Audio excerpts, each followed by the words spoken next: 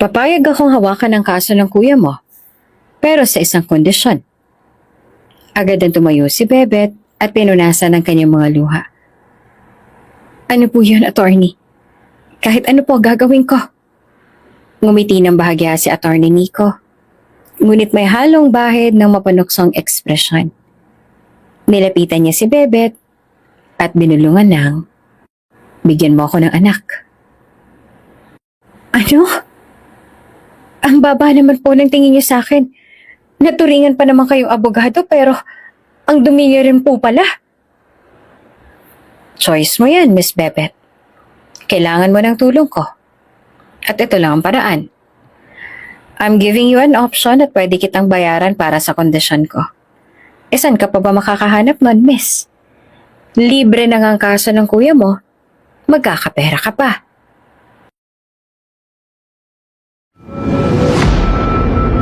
Kung bago ka pa lang sa channel na ito, Ate Jane TV, huwag kalimutang pindutin ang notification bell and subscribe button. Sana po hindi naman malaking abala sa inyo ang pagpindot ng subscribe button dahil ang kapalit po nito ay ang pagsuporta para makapag-produce ng mga libreng stories sa mga channels ni Ate Jane. Maraming salamat! Bitawan niyo ako. Bitawan niyo po ako. Naset up lang po ako dito. Wala naman akong kasalanan. Sigaw ni Romy habang pilit niyang nilalabanan ang mahigpit na hawak ng dalawang pulis sa kanyang braso. Nakaharang sa daanan niya si Bebet. Galit na galit ang ekspresyon ng kanyang mukha. Tila mga ngain nito ng taong buhay. Kuya, ano na naman bang ginawa mo? Alam mo, nakakahiya ka na talaga. Kahit kailan, salot ka na talaga sa pamilya natin. Hindi mo malaman naisip ang kahihiyan na kakaharapin natin dahil sa ginawa mo. Galit na singhal ni Bebet. Napapikit si Romy. Tila nasasaktan sa bawat salitang binibitawan ng kanyang nakababatang kapatid na si Bebet. Kahit anong paliwanag ang gustuhin niyang sabihin, tila nawalan siya ng lakas ng loob. Ang mga kapitbahay nagkukumpulan sa tabi ng kalsada. Nagbubulungan habang ang ilan ay kumukuha pa ng litrato gamit ang kanilang cellphone. Ang daming boses na naririnig. Puro pangungutya at pangyuyurak sa pagkatao ni Romy ang kanyang mga naririnig. Yan na naman si Romy, nahuli na naman. Aba, hindi na talaga titinuyan. Paano pa aasenso ang pamilya nila kung ganyan ang haligi ng tahanan? Narinig ni Bebet ang lahat ng bulong-bulungan. At para bang dinadagukan ng kanyang dibdib sa hiya. Hindi niya na mabilang kung ilang beses nang nahuli si Ronnie dahil sa droga. Palaging may buy-bust operation. At palaging naroon ang pangalan ng kanyang kuya. Pinaalis na muna ng mga pulis si Bebet habang kausap ang kanyang kuya nang akma na nilang posasan ng kamay ni Romy at basahan siya ng kanyang Miranda rights. Nahuli si Romy na nagbebenta ng shabu nang minsang magkasa ng buy-bust operation ng mga pulis sa kalapit na barangay kung saan nakatira sina Bebet at Romy.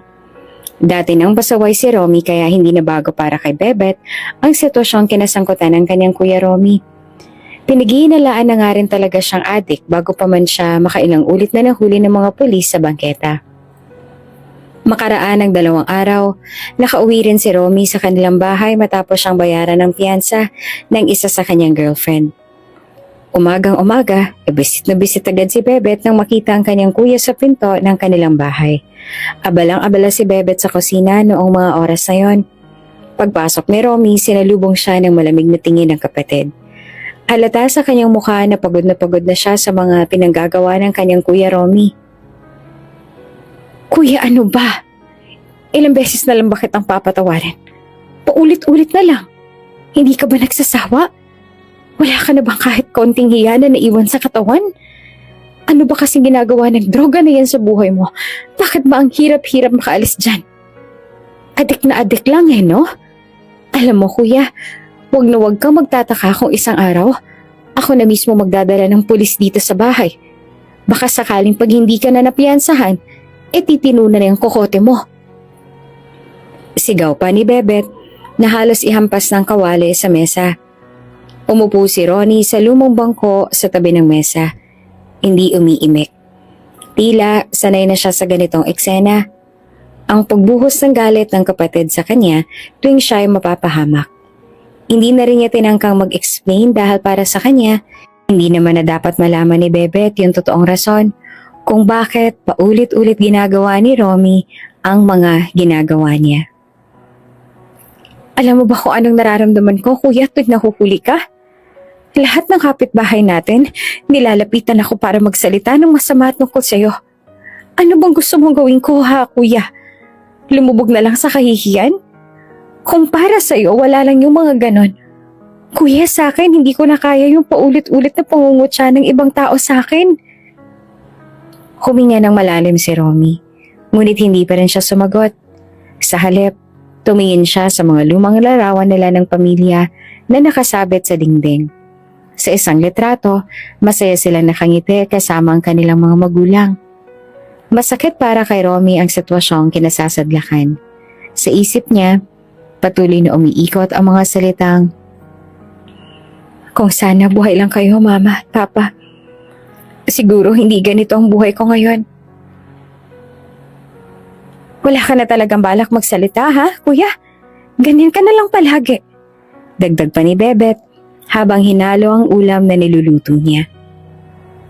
Sa bahay ng girlfriend ni Romy. Kinagabihan, naroon si Romy sa bahay ng kanyang kasintahan na si Clara. Tahimik silang magkatabi sa sofa habang nanonood ng balita sa telebisyon. Ramdam ni Romy ang tensyon sa puso ni Clara kahit hindi man ito nagsasalita. Mahal na mahal ni Clara si Romy. Pagod na rin siyang paulit-ulit na piyansahan ng nobyo sa kanyang ginagawa. Ngunit wala ding magawa si Clara dahil hindi niya naman kayang pasanin ang mga bagay na pasan-pasan ng kanyang nobyo. "Romy, mahal," basag ni Clara sa katahimikan. "Hanggang kailan mo ba gagawin yan?" Tanong ni Clara habang nagbubuntong hininga. "Ang alin?" Tanong naman ni Romy kahit alam niya naman kung saan pupunta ang usapan. "Alam mo naman kung anong ibig kong sabihin, diba? Yung pagbebenta mo. Hanggang kailan mo babalak magpatuloy? Hindi mo ba naisip na nakakasama yan hindi lang sa'yo, kundi sa pamilya mo? Tsaka sa akin na rin. Alam mo naman yun, diba?" Napatingin si Romy kay Clara. Pero agad rin siyang umiwas ng tingin. "Clara, mahirap lang talaga ang buhay. Kailangan kong gawin to para maibigay ko kay Bebet ang lahat ng pangangailangan niya. Lalo na nag-aaral pa siya. Pag nakapagtapos naman yon, alam ko na magiging maayos na ang buhay niya. Yun lang naman ang natatanging rason eh. Walang-wala rin kasi talaga ako, Clara." "Para kay Bebet? Yan na lang ba palaging dahilan mo, Romy? Hindi mo ba nakikita?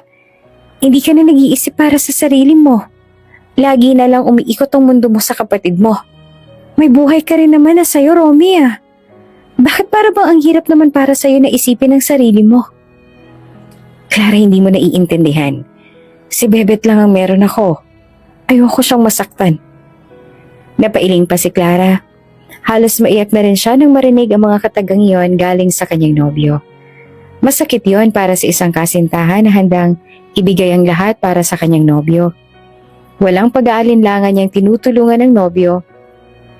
Ngunit napakasakit noon para sa kanya na hindi man lang siya kinoconsider ng nobyo sa kabila ng lahat ng ginagawa niya para sa minamahal. "Paano naman ako, Romy? Lagi ka na lang nag-aalala para sa kanya. Ikaw ba? Inaalala niya ba kung bakit mo to ginagawa? Iniisip niya man lang ba kalagayan mo? Ako, iniintindi ko lahat ng problema mo. Pero ikaw, kailan mo naman ako bibigyang halaga? Ang sakit naman ng ginagawa mo sa sarili mo, Romy. Ako yung nasasaktan kasi ako yung nag-aalala para sa'yo." Tahimik si Romy. Alam niyang may punto si Clara. Pero hindi niya na kaya magsalita pa dahil kitang-kita niya sa mga mata ni Clara ang pagkadismaya at tila nasaktan niya ng damdamin ng kanyang minamahal. Ang kabataan ni Bebet. Balikan natin ang kabataan ni Bebet at Romy kung bakit humantong sa ganito ang kanilang buhay magkapatid. Magiliw at puno ng sigla ang batang si Bebet. Hindi man sila gaanong mayaman ngunit disente ang kanilang buhay dahil parehong marangal na nagtatrabaho ang kanyang mga magulang sa isang pampublikong ahensya ng gobyerno. Kahit papaano ay maluwang na natutustusan ng kanilang mga magulang ang kanilang mga pangangailangan bilang bata. Malapit ang loob ni Bebet sa kanyang kuya Romy dahil dalawa lang naman sila.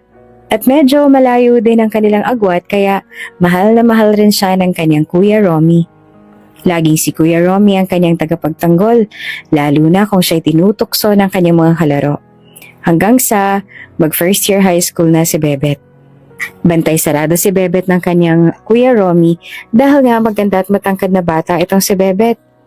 Kaya ganun na lamang ang paghihigpit ng kanyang Kuya Romy sa kanya. Halos ayaw niya nga rin siyang palabasin ng kuya niya sa kanilang bahay dahil nag-uumpisa nang umaligid ang mga binatang lalaki sa kanya. Ikaw, Bebet pagkatapos ng eskwela uwi agad. Huwag nang dumaan kung saan-saan dahil delikado ng panahon ngayon. Opo, kuya. Sinunod naman ni Bebet lahat ng payo ng kanyang magulang dahil alam niya namang concern lang sa kanya ang kuya niya. Bilang teenager, nagkakaroon na rin ng mga crush si Bebet. Minsang may nakilala si Bebet na bata. Mataba at habulin ng tukso si Bilog. Bilog ang tawag sa kanya dahil na rin sa kanyang chubby katawan. Nagkasama sila ni Bebet sa isang sekretong sulok sa eskwelahan malapit sa isang hagdan. Nagtatago noon si Bebet mula sa kanyang mga kalaro. Dahil natagu-taguan sila. Biglang pumasok si Bebet sa isang storage at naabutan niya doon ng isang batang lalaki. Kumakain siya ng kanyang sandwich. Huy, ano ka ba? Ba't andito ka?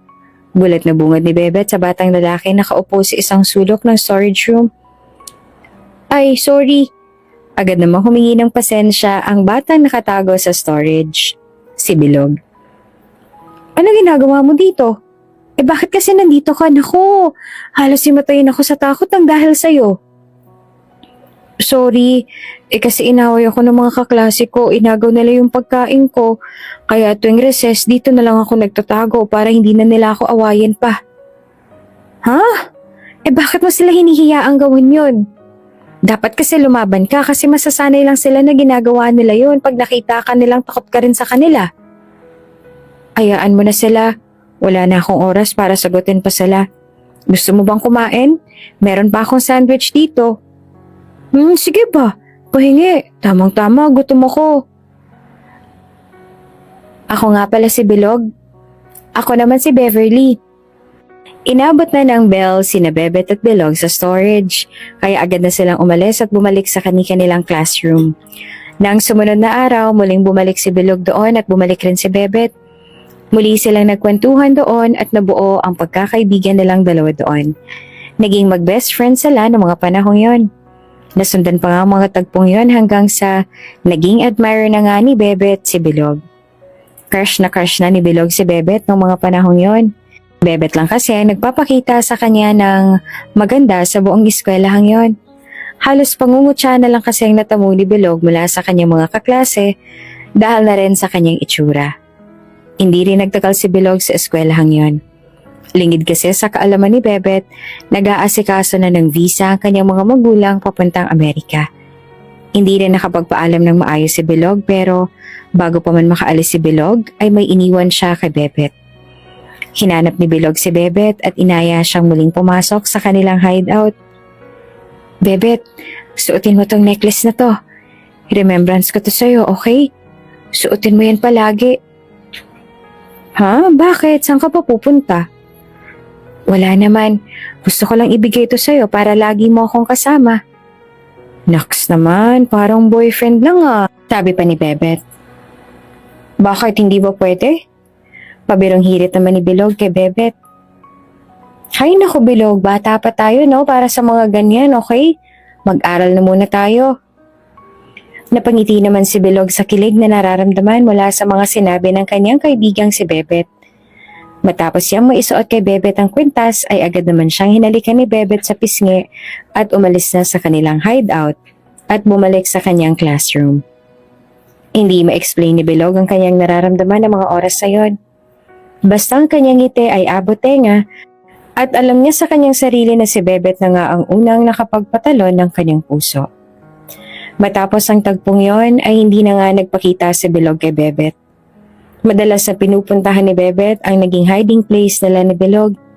Minsan na nga rin siyang naabutan ng kanyang kuya sa hideout na lang yon at agad na pinauwi dahil akala ng kanyang kuya ay may tinatago na rin si Bebet sa kanya. Lumipas ang panahon at nakalimutan na rin ni Bebet ang first romance niya. May kung anong nararamdaman na rin sana nun si Bebet kay Bilog, ngunit kailangan niyang palikuran ang kanyang nararamdaman. Dahil kung hindi, marahil ay talagang makakatikim na siya sa kanyang kuya. Gusto niya mang hanapin noon si Bilog, hindi niya rin naman magawa dahil hindi niya alam ang totoong pangalan ni Bilog. At hindi niya rin talaga alam kung saan niya hahanapin ang naging kaibigan sa sekretong lugar sa ilalim ng hagdan. Yung mga alaalang yon ay naging napakatamis na moment para kay Bebet na pilit niyang binabalik-balikan habang siya ay nagdadalaga. Mabilis na lumipas ang panahon. Habang nasa final year na si Bebet sa high school, ay namatay ang kanilang mga magulang dahil sa isang aksidente. Naiwan si Bebet at Romy na hindi malaman kung anong gagawin sa buhay. Tapos na rin naman na si Romy sa pag-aaral ng mga panahong yon. Ngunit, hindi naging madali ang lahat para sa kanya. Maagang napasa sa kanyang responsibilidad ng pagpapalaki ng kanyang busong kapatid na si Bebet. Ibang klaseng depresyon din ang napagdaanan ni Romy bago niya nakayang itayo ang sarili at patuloy na pag-aralin ang kanyang kapatid na si Bebet. Habang lumilipas ang panahon, siguro dahil na rin sa pressure, nagawa ni Romy ang mga bagay na inaayawan ng ating society ngayon. Ngunit sa kabila ng hindi magandang gawain ni Romy, ni minsan, hindi napabayaan ang pangangailangan ni Bebet. Kahit pa ni Singkong Duleng, wala namang iniwan ang kanilang mga magulang sa kanila, maliban na lamang sa bahay nilang tinitirahan ngayon. Achiever si Bebet sa kanyang pag-aaral nung nag-college na siya. Wala naman kasi siyang rason para hindi maging achiever dahil lahat naman ng bagay ay binibigay sa kanya ng kanyang kuya Romy. Hindi siya kailanman nagutom, o hindi naman kaya ay hindi nakapag-participate sa anumang activities sa kanilang eskwelahan dahil all the way naman siyang sinusuportahan ng kanyang kuya. Sa isip kasi ni Bebet, kailangan niya mag-excel sa kanyang pag-aaral dahil wala na nga siyang kahit na anong rason para hindi makapag-excel dahil may naiwan naman ang kanyang mga magulang na sapat na pera para makapag-aral siya. Laking pasasalamat ni Bebet dahil kahit patay na ang kanyang mga magulang, talagang sila pa rin na nagpapaaral kay Bebet. Kahit wala na sila, nararamdaman niya pa rin ang kanilang presensya dahil buong akala niya ay ang perang binibigay ng kanyang kuya sa kanya ay galing sa naiwang pera ng kanilang mga magulang. Pamana, kumbaga. Hangang-hanga ang kanyang mga professor sa kanya palagi dahil palagi niyang natataasan ng expectations ang kanyang mga guro mula sa kanya. Bebet, alam mo, you always exceed my expectations, kaya laging mataas ang mga grado mo sa akin. Naku, thank you po, Prof. Kung buhay lang sana mga magulang namin, alam ko matutuwa yun sila sa mga achievements ko. Nako, alam kong tuwang-tuwa sila sa ginagawa mo ngayon, Bebet. Kahit sino magulang talaga magpapasalamat kung ikaw ang anak dahil ibang klase ang efforts na na-exert mo sa kahit na anong task na binibigay sa'yo. Kaya kung saan man sila ngayon, alam ko nakangiti sila nakatitig sa'yo ngayong panahon. Tinapik ng prof ang balikat ni Bebet bago niya ito iniwan sa kanyang desk. Ito lang din ang nagbibigay ng inspirasyon kay Bebet dahil punong-puno na rin siya ng galit at puot dahil sa pinanggagawa ng kanyang kuya Romy. Mabait si Bebet, talagang magkasalungat sila ng kanyang kuya na wala nang ibang ginawa kundi ang magpasaway na lang ng magpasaway. Nananatiling tapat sa Diyos si Bebet. Involved siya sa isang grupo ng mga youth sa kanilang kapilya. Yun ang naging takbuhan niya sa tuwing punong-puno ng pressure ang kanyang utak. Wala kasing tolerance si Bebet sa chismis at pangungutya ng iba, kaya gano'n na lamang ang kanyang pagkadismaya sa tuwing nakikita niya ang kanyang kuya na nasasangkot sa gulo sa kanilang lugar. Iyon nga marahil ang rason kung bakit kahit napakaganda ni Bebet at matalino, mababa pa rin ang kanyang self-esteem. Napansin na rin iyon ng kanyang kaibigang madre nang minsang anyayahan niya si Bebet na sumali sa isang pagandahan na contest. Maliit na silid sa likod ng kapilya, tahimik na nakaupo si Bebet habang hawak ang isang papel na naglalaman ng listahan ng mga kinakailangang gawin para sa nalalapit na beauty pageant. Ngunit sa kabila ng tahimik na paligid, Puno naman ng ingay ang kanyang isipan. Mga boses ng duda, takot at pangungutya na tila hindi niya kayang matakasan. Bebet, halika dito anak. Bakit parang ang bigat ng mundo mo? Tanong ni sister. Sister, parang hindi ko po kaya. Hindi naman ako katulad ng iba. Ang dami hong magagaling at magaganda, tsaka alam niyo naman po kung anong sinasabi ng mga tao tungkol sa pamilya namin, di ba? Alam mo, Bebet, hindi sukatan ng halaga mo ang iniisip ng iba. Hindi ang pamilya mo. Hindi ang nakaraan mo. At lalong-lalong hindi ang mga pangungutya nila. Alam mo ba kung bakit ikaw ang napili ko? Dahil naniniwala akong kaya mo. Napatungo si Bebet. Pilit na itinatago ang pangingilid ng luha. Nararamdaman niyang buo ang tiwala ni sister sa kanya. Pero sa sarili niya, tila hindi pa rin yun sapat. Hindi siya sanay sa ganoong pagtrato. Dahil simula nang mamatay ang kanilang mga magulang, ay hindi na siya muling nakarinig pa ng papuri sa kanyang mga ginagawa. Napalibutan na rin kasi sila ng mga mapanghusgang tao na ang tanging nakikita na lamang ay ang pagkakamali ng kanyang kuya. Pero sister, paano po kung pagtawanan lang nila ako? Parang nakakahiya. Anak, sa tuwing nagdududa ka sa sarili mo, alalahanin mo na hindi ka nag-iisa. Hindi ba't palagi kang tapat sa Diyos? Sa bawat hakbang na gagawin mo, naroon siya. At tandaan mo, ang tunay na kagandahan ay hindi nakikita sa panlabas, kundi sa tapang ng puso. Napabuntong hininga si Bebet.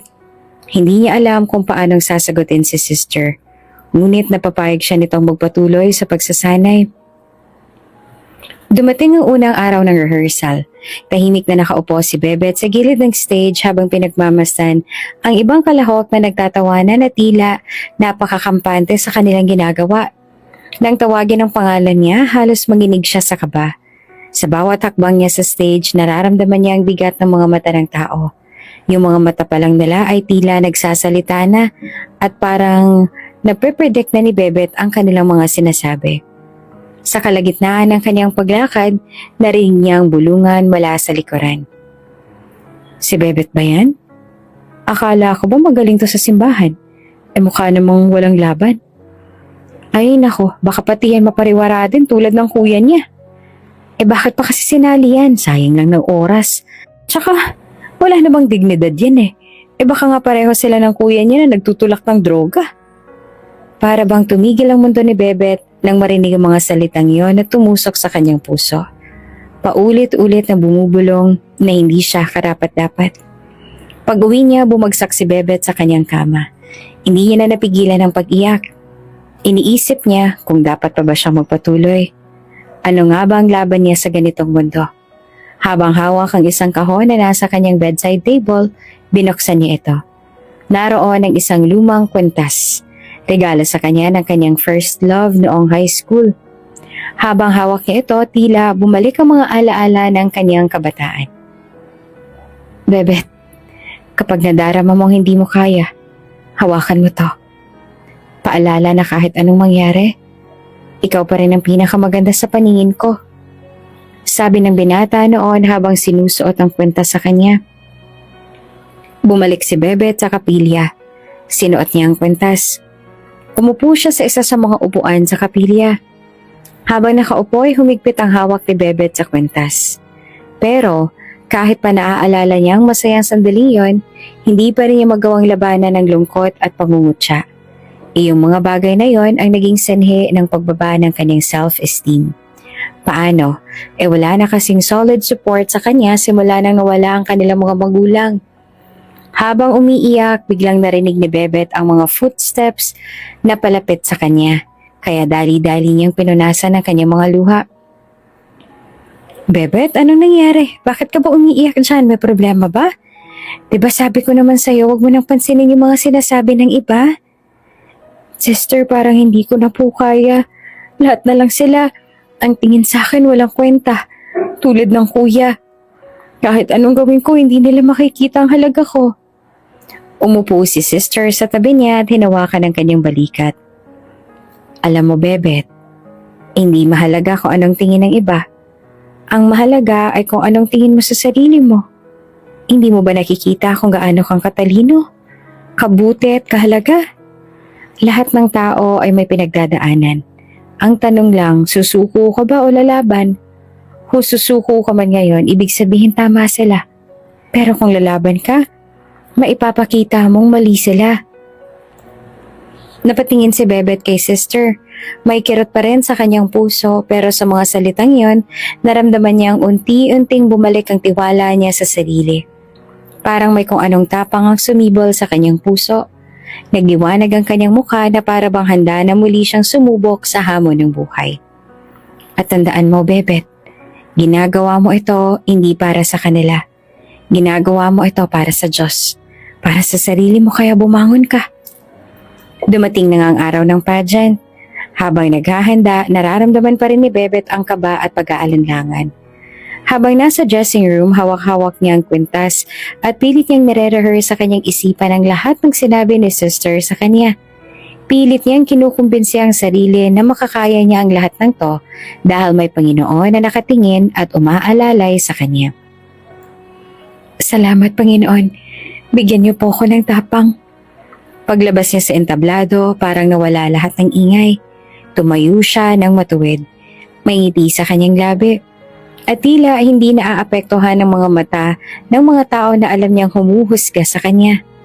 Nang dumating ang question and answer portion, tinanong si Bebet.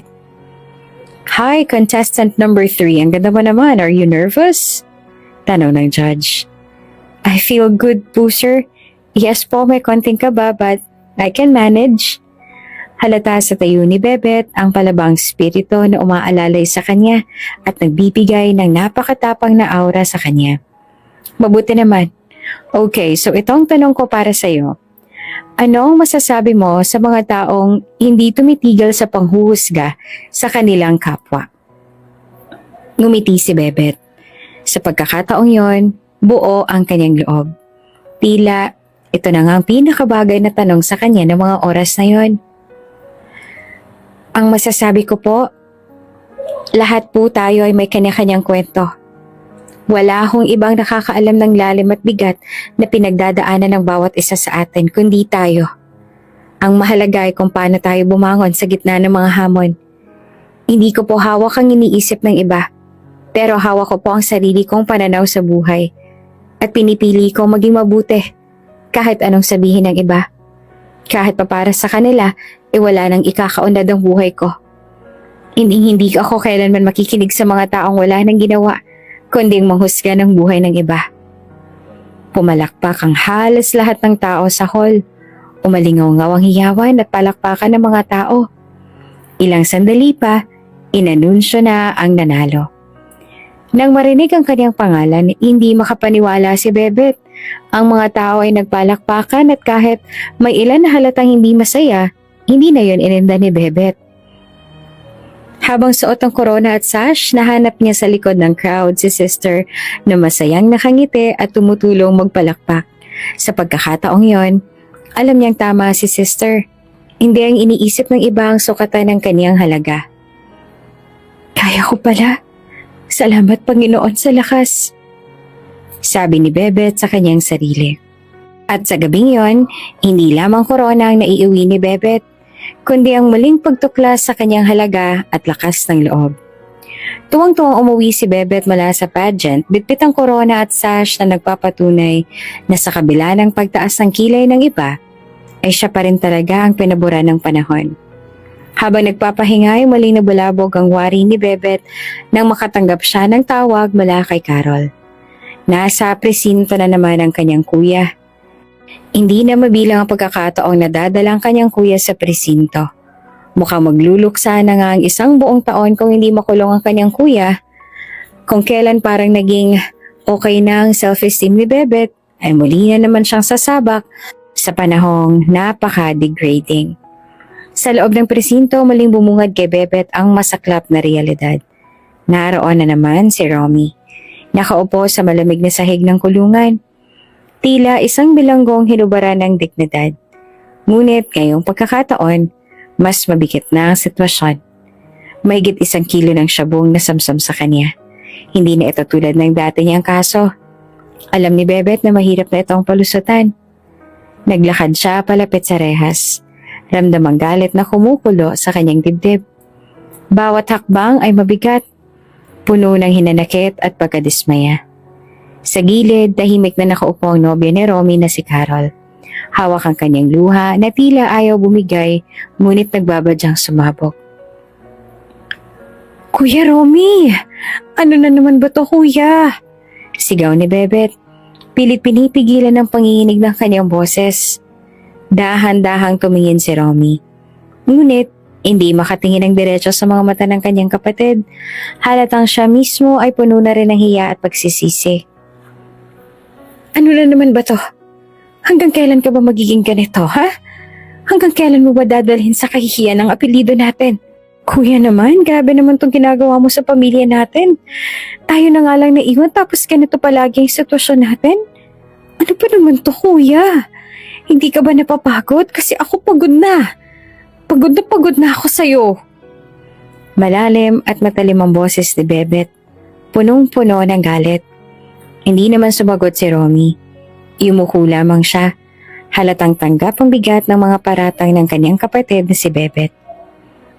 Kuya, ilang beses na kitang pinagbigyan. Ilang beses na kitang pinatawad. Pero eto na naman tayo. Alam mo bang hindi ko na mabilang kung ilang beses na kitang binisita dito? Hindi ka na ba nagsasawa? Hindi mo ba iniisip ang kapatid mo? Patuloy pa ni Bebet. Hindi niya alintana ang mga pulis na nakatingin sa kanila. Maging ang ibang preso sa selda ay tahimik namang nakikinig. Bakit ka ba ganyan, kuya? Hindi mo na ba mahal ang sarili mo? O bakit naman talagang wala kang pakialam sa pamilya natin? Pinasok na ata ng hangin yung utak mo eh. Kasi hindi na ata magawa mag-isip ng maayos. Parang yelo sa gitna ng apoy ang katahimikan ni Romy. Sa kabila ng galit na bumuhos mula kay Bebet, pinili niyang hindi sumagot. Ngunit hindi niya napigilan ang luhang unti-unting tumulo sa kanyang mga mata. Kuya, sa totoo lang, napapagod na rin ako. Napapagod na akong intindihin ka. Napapagod na akong saluhin ang lahat ng mga kagaguhan mo. Ano pang klaseng kapatid ka? Parang kasalanan ko pa na nabuhay ako dahil kailangan mo akong buhusan ng ganitong kahihiyan. Ikaw ang kuya ko. Ikaw yung dapat mabuting halimbawa sa ating dalawa, pero ano tong ginagawa mo? Tama ba to sa tingin mo? Halos masamid-samid na si Bebet sa paghahabol ng kanyang hininga. Ngunit hindi pa siya tumigil. Hindi ko na talaga maisip sa kahit anong paraan kung bakit patuloy mo tong ginagawa. Hindi ko talaga makita ang rason, kuya. Hindi naman nagpabaya si na mama sa atin kahit wala na silang dalawa ni Papa. Pero bakit ganito ka palagi? Alam mo kung anong tingin ko sa'yo, kuya? Ang tingin ko sa'yo ngayon, isa kang pagkakamali. Tahimik na tumutulo ang luha ni Romy habang nakayuko pa rin. Samantalang si Carol na noon patahimik na nakikinig ay tila hindi na kayang tigilan ng sarili. Bebe, tama na. Sabat ni Carol, tumayo mula sa kinauupuan. Hindi siya pinansin ni Bebet. Wala akong pakialam, Carol. Alam mo bang paulit-ulit na lang to? Paulit-ulit na lang. Pati nga ikaw, diba? Ikaw ang takbuhan niya lagay sa mga ganitong panahon. Tapos ano, okay lang ba sa'yo yung ganito? Nanginig na rin si Carol sa galit. Ngunit nagtimpi pa rin siya. Hindi siya ang tipo ng taong madaling magsalita. Ngunit sa pagkakataong to, hindi niya na matiis ang kawalan ng hustisya. Niyaya niya si Bebet palabas ang presinto para makapag-usap silang dalawa. Bebet, alam mo bang hindi mo naiintindihan ang lahat? Bulong ni Carol ngunit may diin ang bawat salita. Ano hindi ko naiintindihan, ha? Na wala akong kapatid na maipagmamalaki. Anong hindi ko naiintindihan dito, Carol? Kita mo na nga yung kuya ko, diba? Wala nang ginawang tama yan eh. Galit na tugon ni Bebet. Dito na tuluyang sumabog si Carol. Alam mo bang ginagawa to ng kuya mo dahil sa'yo? Para sa lahat ng pangangailangan mo. Para sa pangarap mo. Para sa buhay mo. Para sa'yo lahat, Bebet. Walang para sa sarili niya. Wala. Natigilan si Bebet, napakurap siya, at tila hindi agad naintindihan ang sinabi ni Carol. Oo, Bebet. Alam mo ba kung anong iniwan ng mga magulang ninyo? Utang. Puro utang ang iniwan nila. At may isang sentimo, wala silang naipamana sa inyo. Naiwan ng kuya mong mag-isang sumalo ng lahat ng utang nila. Halos manlambot si Bebet sa sinabi ni Carol. Lahat ng pinapakinabangan mo ngayon, ang tuition mo, ang pagkain sa mesa, ang mga gamit mo, lahat ng yan galing sa kuya mo.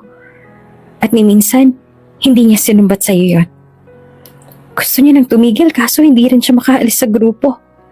Hindi siya makaalis dahil sa bawat tangka niyang umalis noon, bigla ka na lang may mga kailangan. Kaya kumapit siya sa patalim.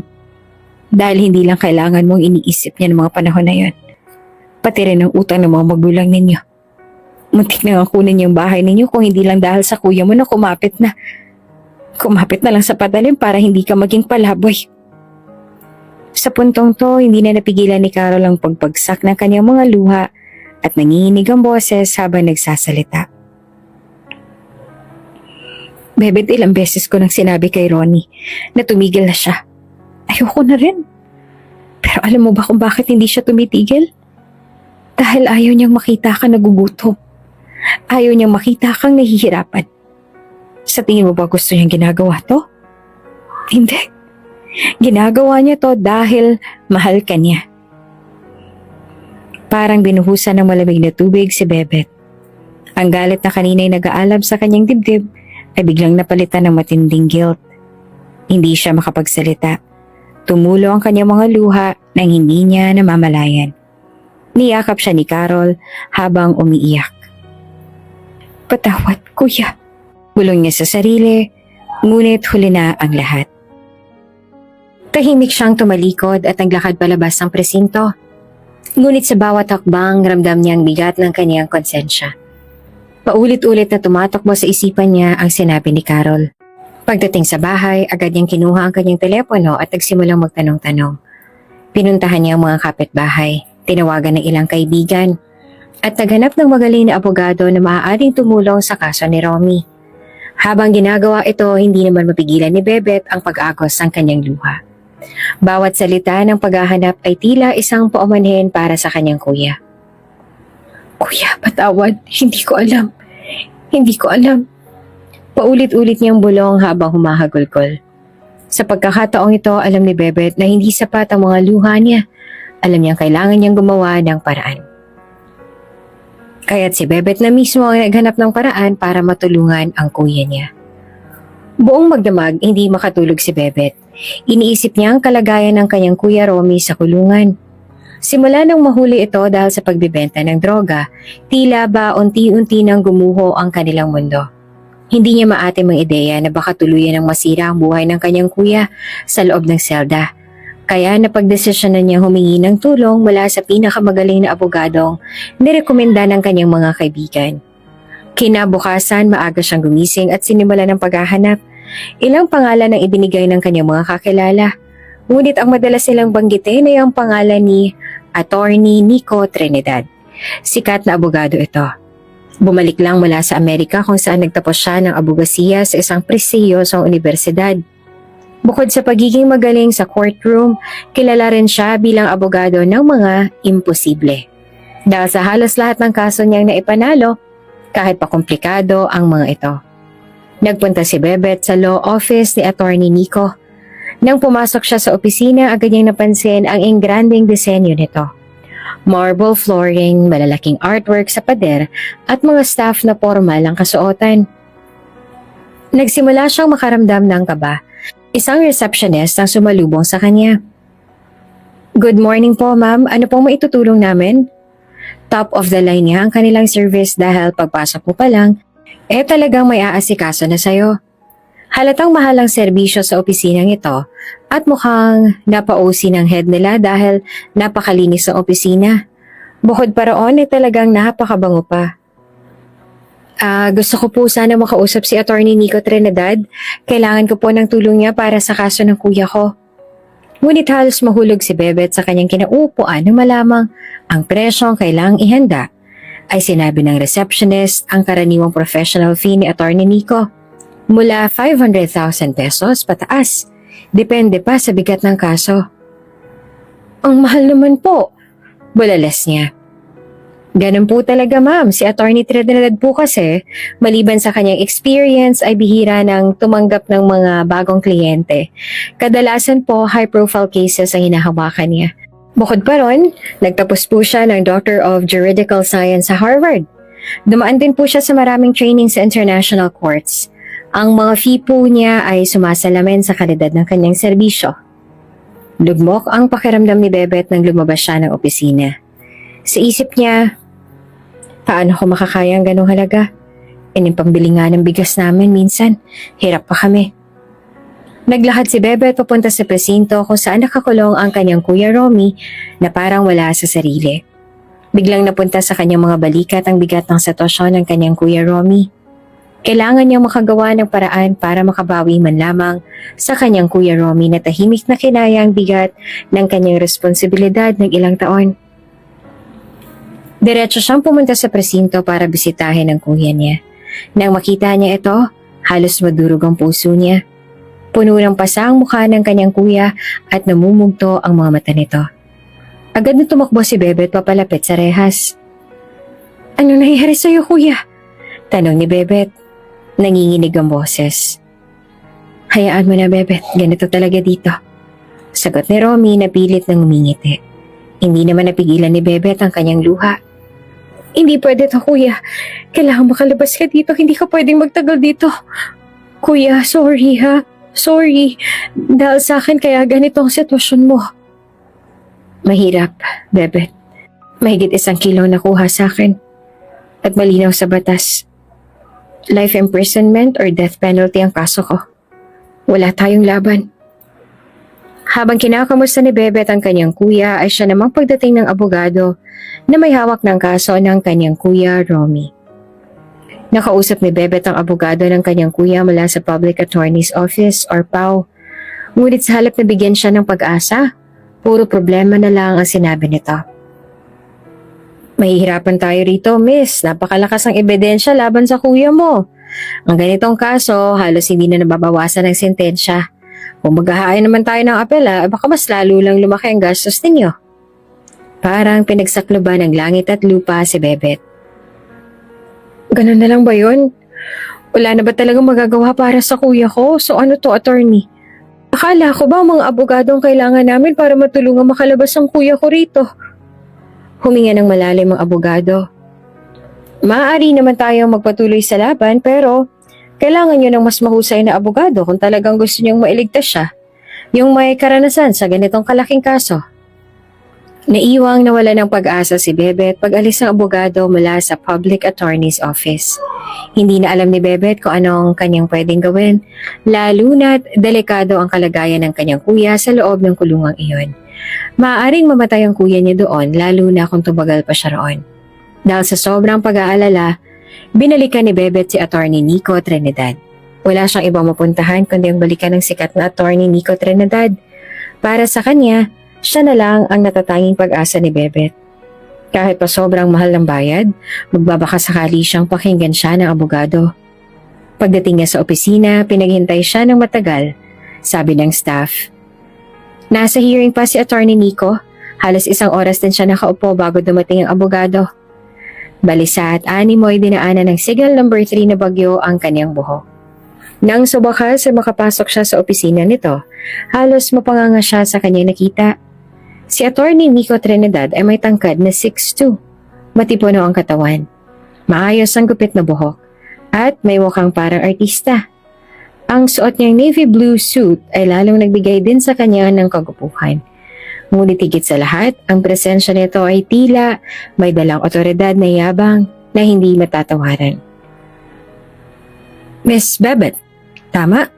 Tanong ni Atty. Nico, sabay tingin sa mga papel na hawak niya. Opo, yes, attorney. Sagot ni Bebet na pilit iniwasan ng tingin ng abogado. Okay, so anong kaso ng kuya mo? Ikinwento ni Bebet ang lahat at mula sa pagkakaaresto ng kuya niya hanggang sa kalagayan nito sa kulungan. Nang matapos siyang magkwento, natawa si Attorney Nico. Miss, alam mo ba napakahirap ng kaso ng kuya mo? Pagbenta ng droga, mahigit 1 kilo pa. Sa tingin mo ba sa dami ng taong nangangailangan ng tulong ko, uunahin ko ang ganito? At saka kahit saan mo to dalhin, mahirap ipanalo ito, miss. Napahiya si Bebet. Pero attorney, wala na po kami ibang matatakbuhan. Kailangan ko po ng tulong ninyo. Nagmamakaawa po ako, attorney. Baka pwede niyo naman akong matulungan, please. Sige naman na po. Tulungan niyo na po ako. Pwede po kasi mamatay ang kuya ko doon sa loob, attorney. Natatakot po ako. Nagtagal ang katahimikan bago nagsalita ulit si Attorney Nico. Sa totoo lang, mas mabuti pang hayaan mo na lang siya sa kulungan. Baka doon pa siya madisiplina. Biglang bumigay si Bebet at napaiyak. Marami nang umiyak sa harap ni Attorney Nico, ngunit wala siyang naging pakialam sa mga ito.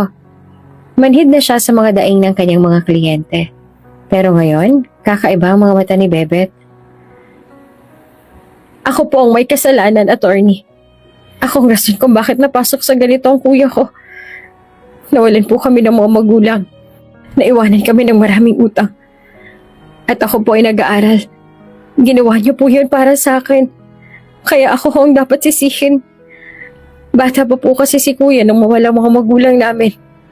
Napilitan siyang gawin tong ganitong kalakalan dahil sa kagipitan po. Mabait naman po ang kuya ko, attorney. Please po, tulungan niyo po kami. Nako, miss. Kung mabait lang, mabait naman talaga halos lahat ng tao eh. Sino ba namang hindi? Pero kasi may mga bagay na mali na dapat din nating harapin ang mga consequences. Habang umiiyak si Bebet, lumuhod pa siya sa harapan ni Attorney Nico. Attorney, maawa na po kayo. Tulungan niyo po kami.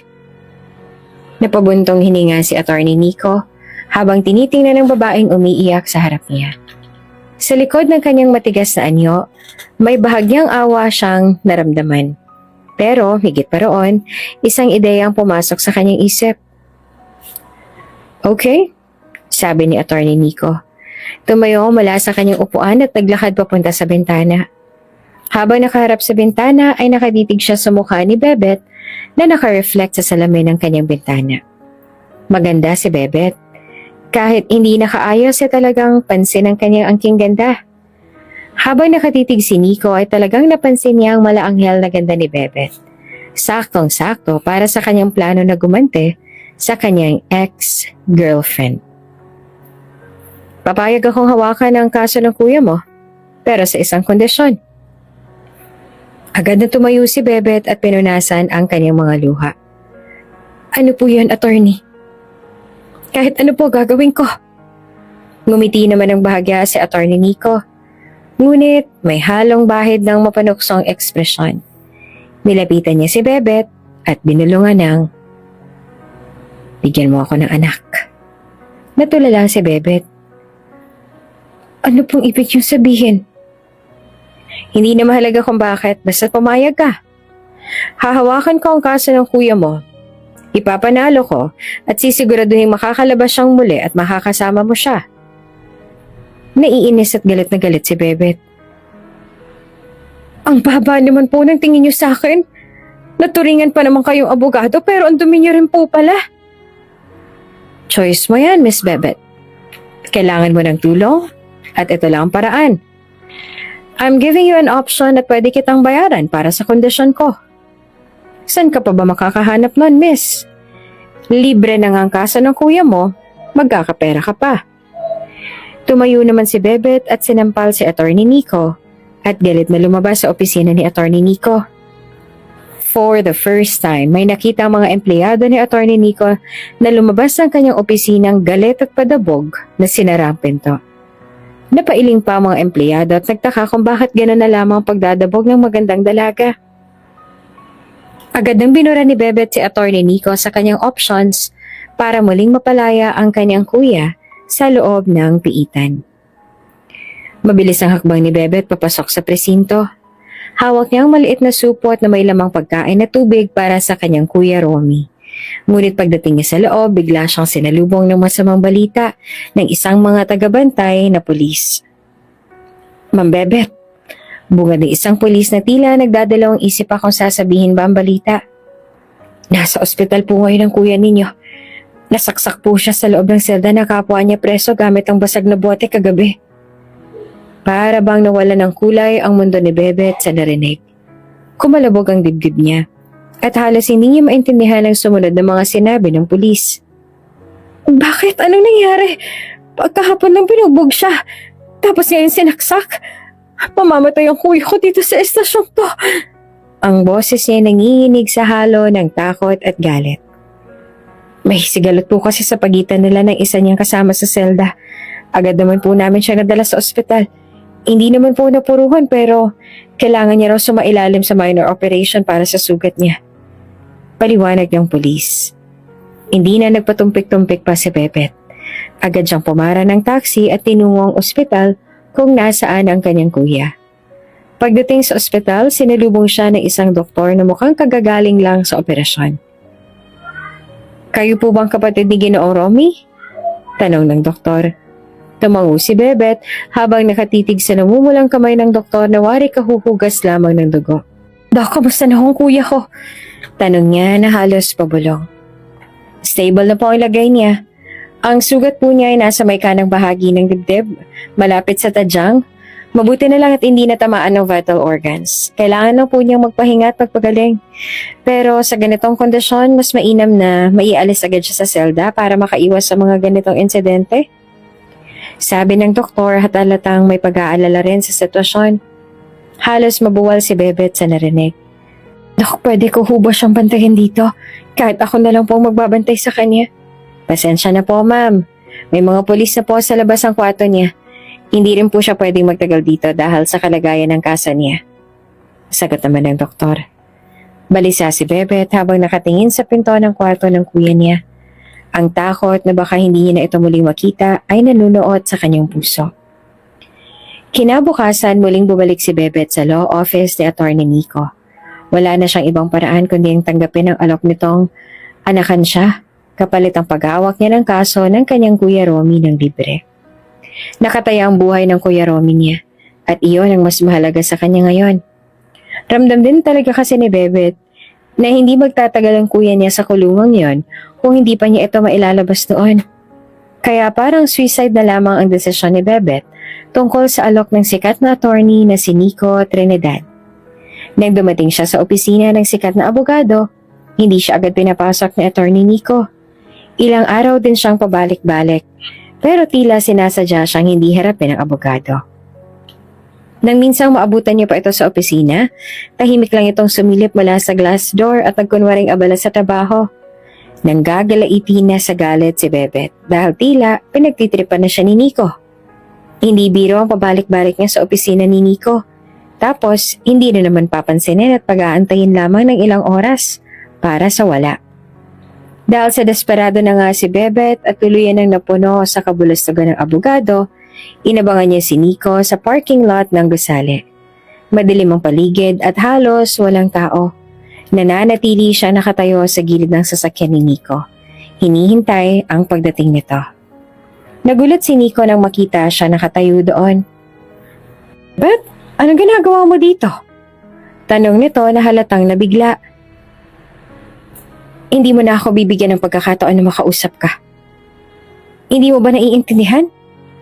Pwedeng mamatay ang kuya ko sa loob ng piitan kapag hindi ko siya nailabas doon. Sagot ni Bebet na may panginginig ang boses at nangingit-ngit ang mga mata sa inis. Lumapit siya kay Nico. Akma sanang hahawakan ang braso nito pero mabilis na nahawakan ni Nico ang kanyang kamay. Sa isang iglap na itulak ni Nico si Bebet sa pinto ng sasakyan nito. Ang mga mata nila ay nagkatinginan sa gitna ng katahimikan. Bebet, mahinang bulong ni Nico habang nakatitig sa mapupungay na mata ni Bebet. Plano pa sanang inisin ni Nico si Bebet pero iba na ang kanyang nararamdaman nang magtagpo ang kanilang mga mata. Tila nangaakit rin ang bawat pikit ng mga mata ni Bebet. Parang tumigil ang oras. Ramdam ni Bebet ang init ng kamay ni Nico na nakahawak sa kanyang pulsuhan. Ngunit mabilis din itong binitawan ng abogado. Pilit na itinatago ang anumang damdaming nararamdaman. Ganito ka na ba talaga kadesperada? Talagang sasaktan mo ako o pagbabantaan mo ang buhay ko? Malamig na tanong ni Nico. Pilit pinapanatili ang tono ng pagiging profesional. Napaupo si Bebet sa tanong ni Nico at umiyak ng malakas. Umaalingaw-ngaw ang bawat tikbi niya sa loob ng indoor parking lot.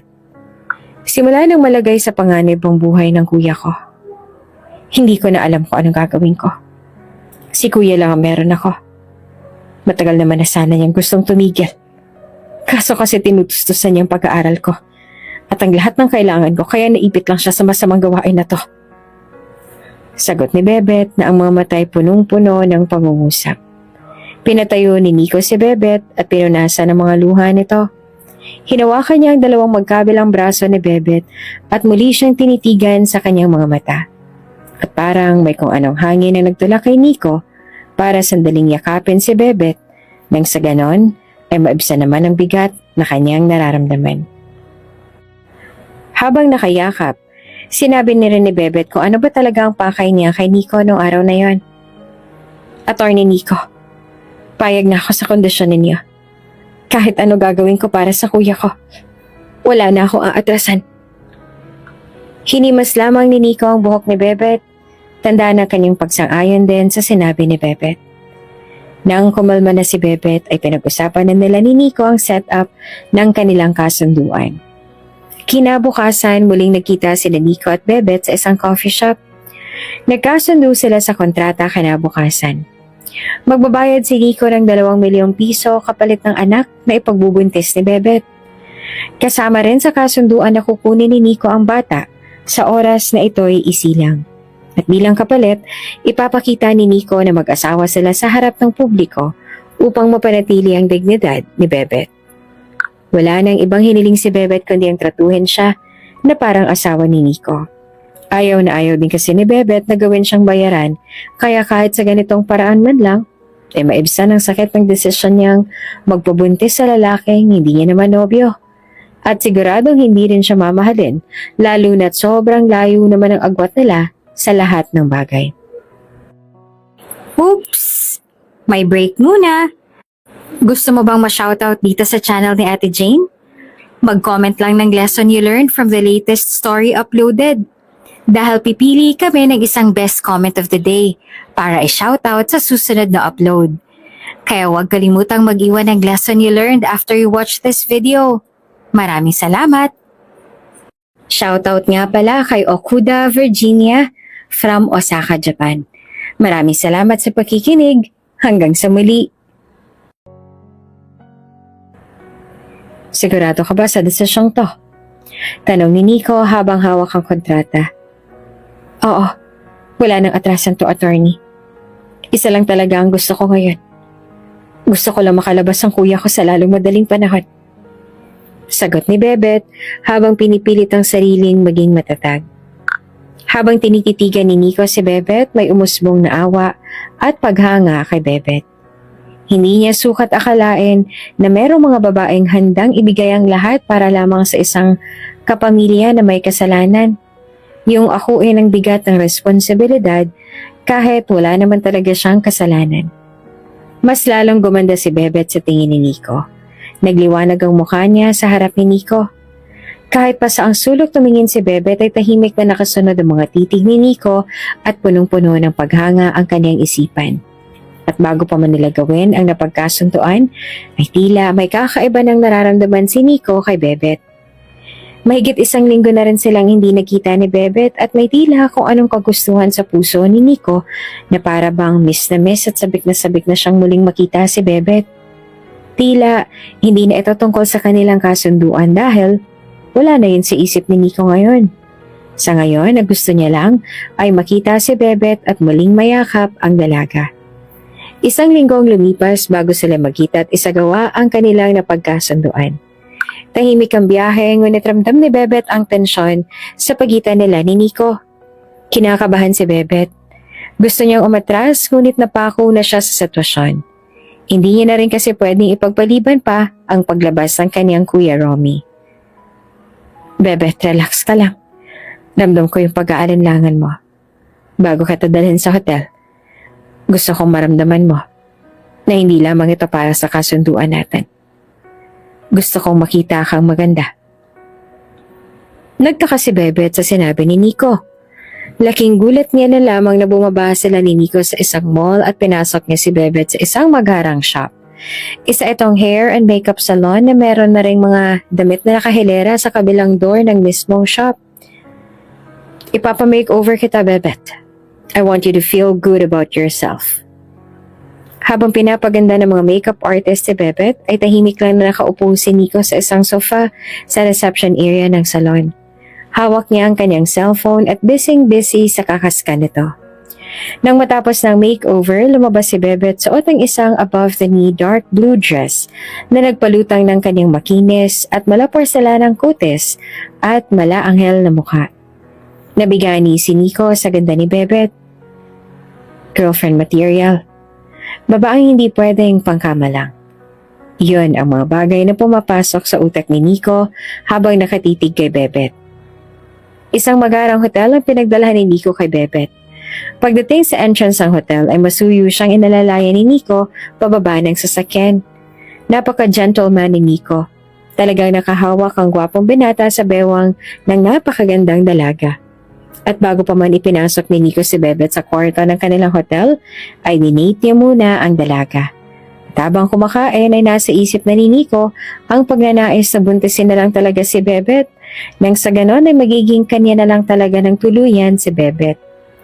Habang kumakain sa hotel cafe, in-interview ni Nico si Bebet. Tahimik naman si Bebet all throughout the day.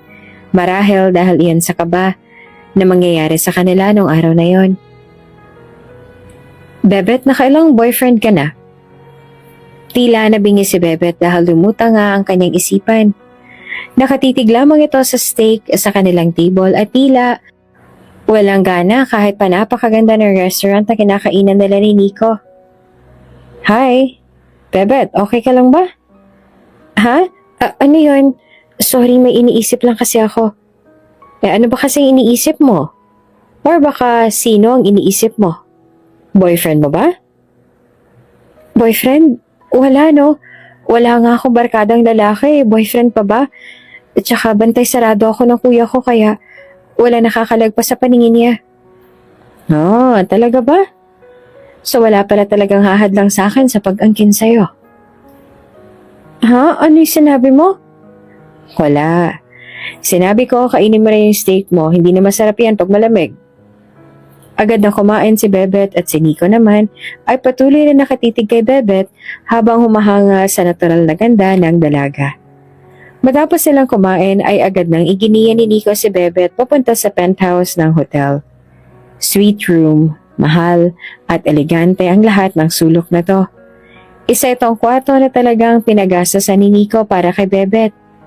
Para kay Nico, Bebet's beauty is worth more than gold, kaya pinili ni Nico ang pinakamahal na kwarto at para sa kanilang dalawa. Habang papasok si Bebet sa kwarto, ay hinawakan ni Nico ang kanyang balikat at binulungan siya ng relax lang. Habang nasa loob ng silid, tila nagbago ang aura ni Nico.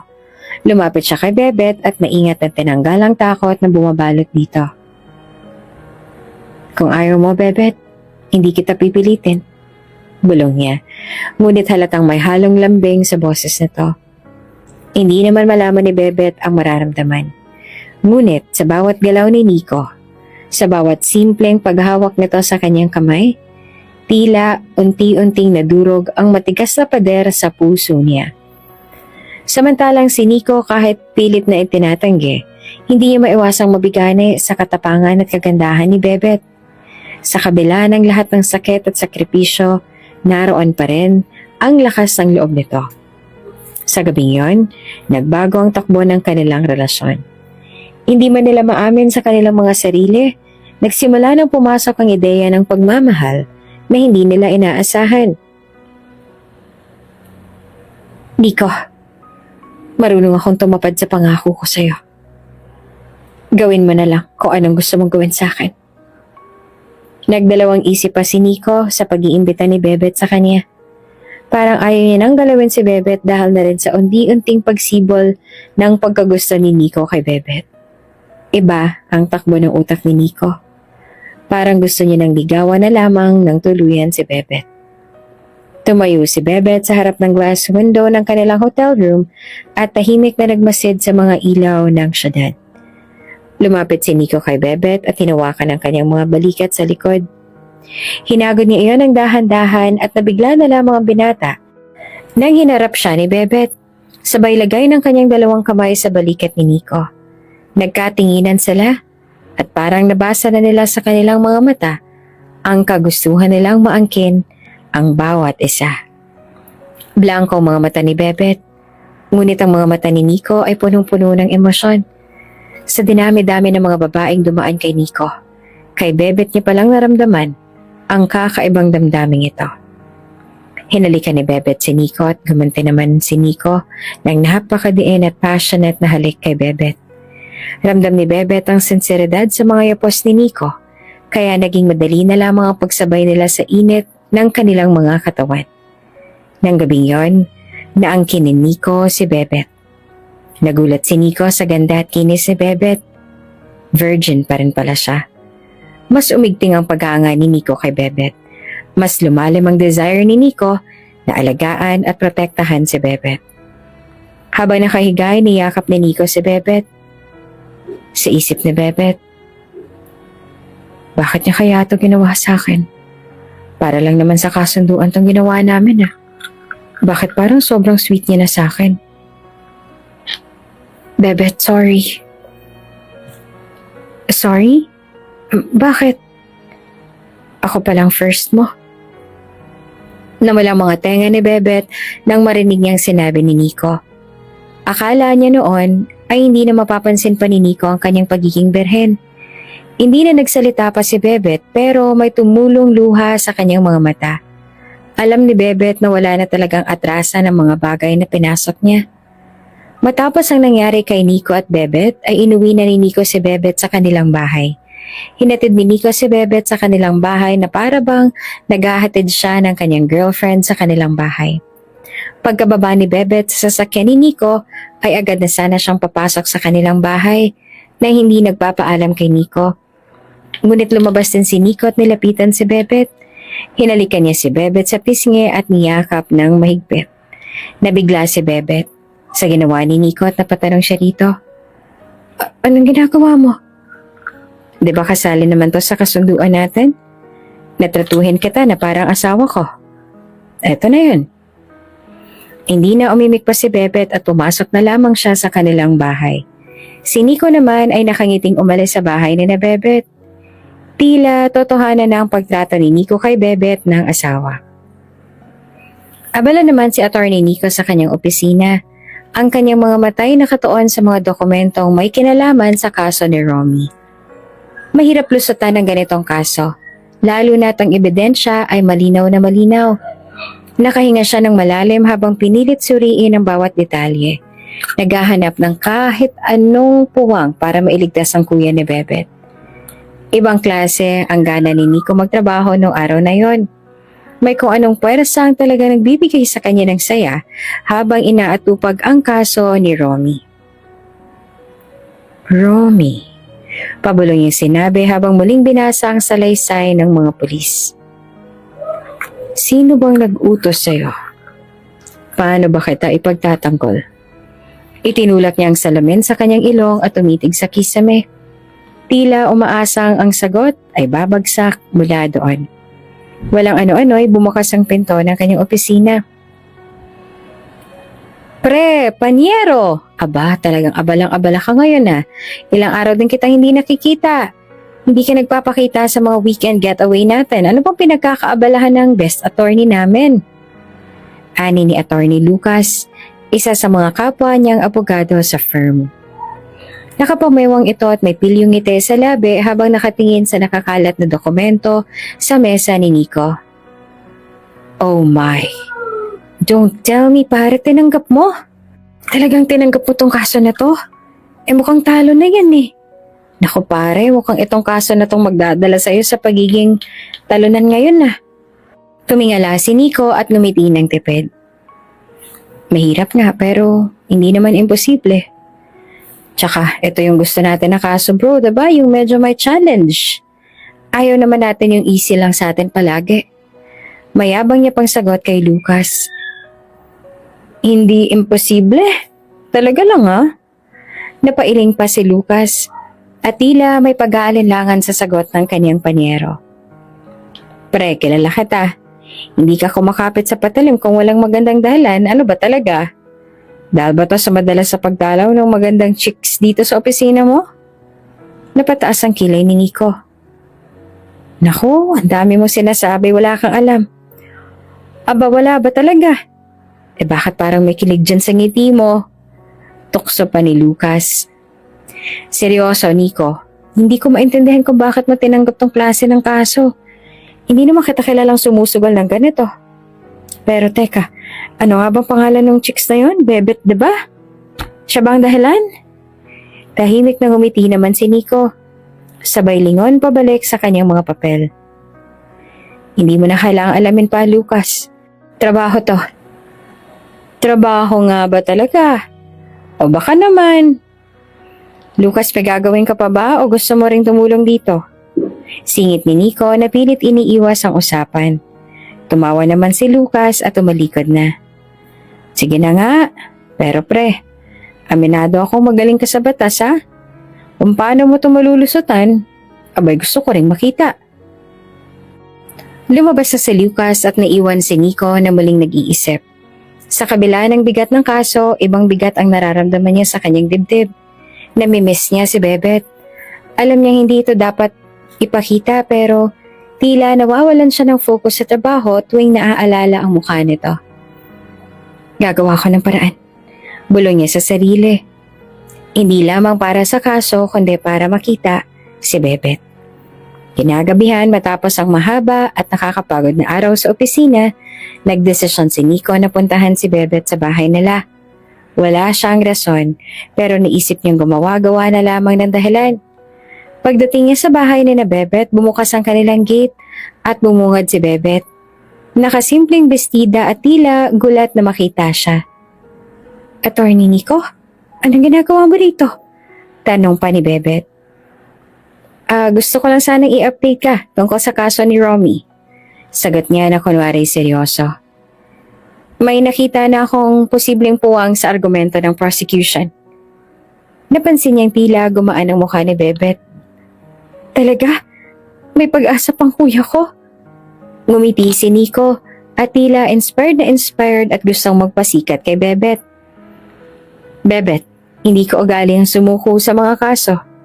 May plano na ako para sa susunod na hearing. Laking pasasalamat naman ni Bebet. Attorney Nico, maraming salamat talaga. Hindi ko alam kung paano kita mapapasalamatan. Huwag mo na akong tawaging Attorney Nico, napaka-formal naman yon. Nico na lang, para namang wala pang nangyari sa atin. Nag-ibang mukha ni Bebet kaya't binawi ni Nico ang kanyang pilyong biro. Joke lang yun, Bebet baka ma-offend ka. Di naman, nahihiya lang ako. Pero talaga hindi ko alam kung paano ako makakabawi sa'yo. Ngumisi si Nico, tila may halong lambing. Alam mo naman kung paano, diba? Namula si Bebet at napayoko. Tila alam niya na kung anong ibig sabihin ni Nico. Nico, ikaw talaga. Bebet, hindi kita pinilit sa usapang yon pero lumapit siya ng bahagya at ang tinig niya ay mas malambing na. Gusto kong siguraduhin na maayos ang lahat. Gusto ko rin siguruhin na okay ka. Hindi na sumagot si Bebet. Tahimik siyang tumingin kay Nico. At tila naramdaman nito ang tunay na dahilan kung bakit siya dumalaw. Bukas samahan mo ako. Gusto kitang dalhin sa isang lugar. Biglang yaya ni Nico. Ha? Saan naman?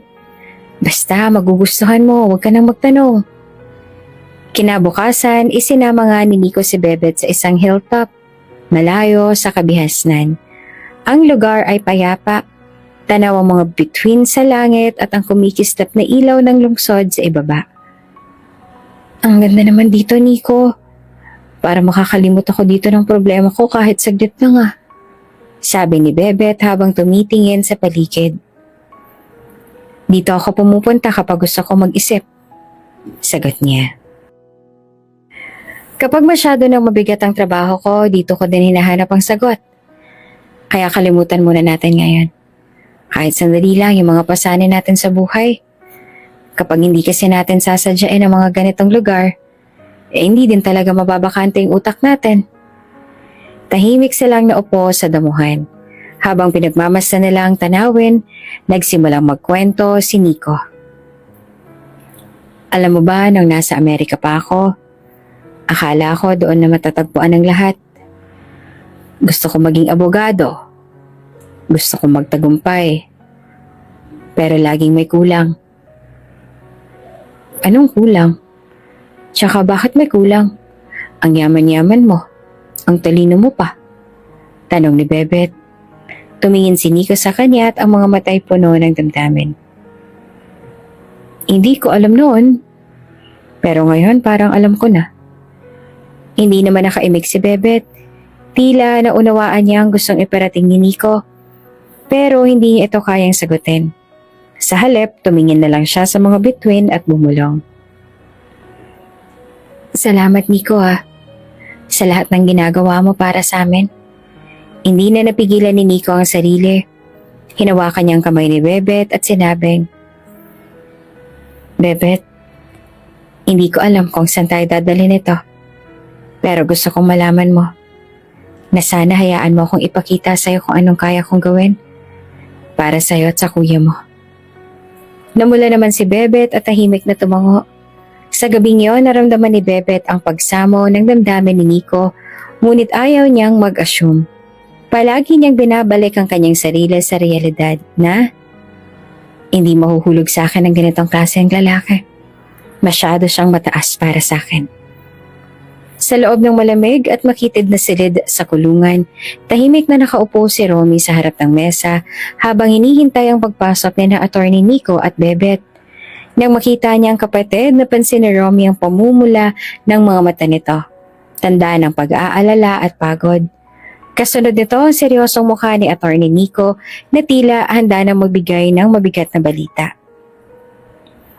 Kuya, kamusta ka naman ba dito? Mahinang bati ni Bebet habang umupo sa harap niya. May balita si Attorney Nico sa'yo at alam ko matutuwa ka sa ibabalita niya. Tumikim si Nico at inilabas ang ilang dokumento mula sa kanyang folder.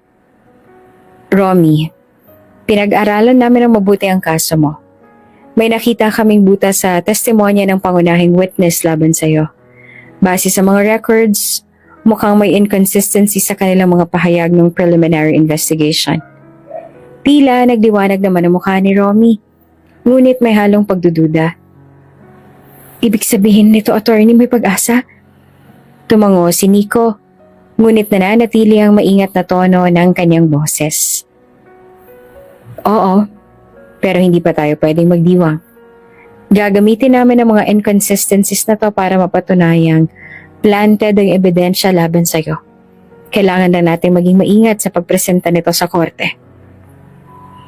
Hindi naman napigilan ni Bebet ang paghikbi. Hinawakan ni Bebet ang kamay ng kuya niya. Baka sa kanilang mga mukha ang saya na ibinalita ni Attorney Nico. Kuya, lalaban tayo. Hindi ka namin pababayaan.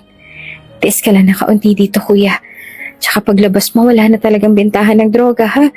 Magtutulungan tayo, kuya. Tumingin pa si Romy kay Bebet. Ang bigat ng mga linggo ng pagkakakulong ay parang bahagyang gumaan sa kabila ng sitwasyon. Salamat, Bebet. Salamat din sa'yo, Attorney Nico. Habang patuloy ang pag-uusap ni Nico, Bebet at Romy, lihim na inilapit ni Nico ang kamay niya kay Bebet sa ilalim ng mesa. Hinawakan niya ito ng mahigpit. Marahan, ngunit may diin na tila sinasabi. Nandito ako para sa'yo. Nagulat si Bebet, ngunit hindi niya binawi ang kamay niya. Sa halip ay pinisil niya ito bilang pasasalamat. Higit na 1 buwan na rin ang nakalipas at gusto na rin malaman ni Nico kung tunay bang may laman na ang tiyan ni Bebet. Kaya matapos ang pagbisita kay Romy, dinala ni Nico si Bebet sa klinika ng OB-GYN. Parehong tahimik ang dalawa habang hinihintay ang resulta ng check-up. Nang lumabas ang doktor, sinabi nitong hindi pa rin buntis si Bebet. May pag-aalala sa mukha ni Bebet. Hindi pala ganun kadaling mabuntis. Ang buong akala niya dati, kapag may nangyari na sa inyo ng jowa mo, direkta na yon at talagang mabubuntis na agad ang kahit na sinong babae. Si Nico naman, imbes na mabahala, ay lihim na natuwa. Habang naglalakad sila palabas, sinulyapan niya si Bebet. Bebet, paano ba yan? Mukhang kailangan pa nating ulitin ang ginawa natin Doon ka na lang kaya muna sa kondo ko para magawa natin araw-araw hanggang sa mabuntis ka. Pabirong sabi pa niya habang sinasabayan nito ng isang pilyong ngiti. Hindi na nakasagot si Bebet.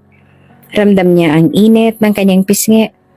Alam niyang biro ayon, pero parang may ibang kahulugan ng mga salita ni Nico. Pagkatapos ng check-up, nagpresenta si Nico na dalhin si Bebet sa kanyang condo unit para magpahinga. Pagkarating doon, agad itong nagpunta sa kusina. Magluluto lang ako ng kare-kare, paborito mo, 'di ba? Habang naghahanda ng mga sangkap, panay ang kindat ni Nico kay Bebet. Pabinsan-minsan ay lumalapit ito para halikan siya sa noo o sa pisngi. Nagtataka naman si Bebet kung bakit kakaibang pakikitungo ni Nico ngayon sa kanya.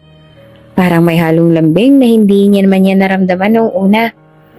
Habang pinagmamasdan si Nico na abala sa pagluluto, hindi maiwasang mag-isip ni Bebet. Bakit ba parang ang saya ko kapag kasama ko siya? Ito bang sinasabi nilang ligaya kahit may problema? Paglingon ni Nico, muling kumindat itong muli at ngumiti. Bakit ang lalim ng iniisip mo? Gutom ka na ba?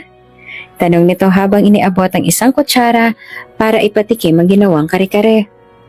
Nang malasahan ni Bebet ang tamang timpla ng pagkain, bigla siyang napangiti.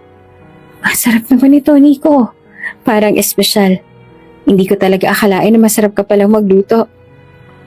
Espesyal talaga. Kasi para sa'yo.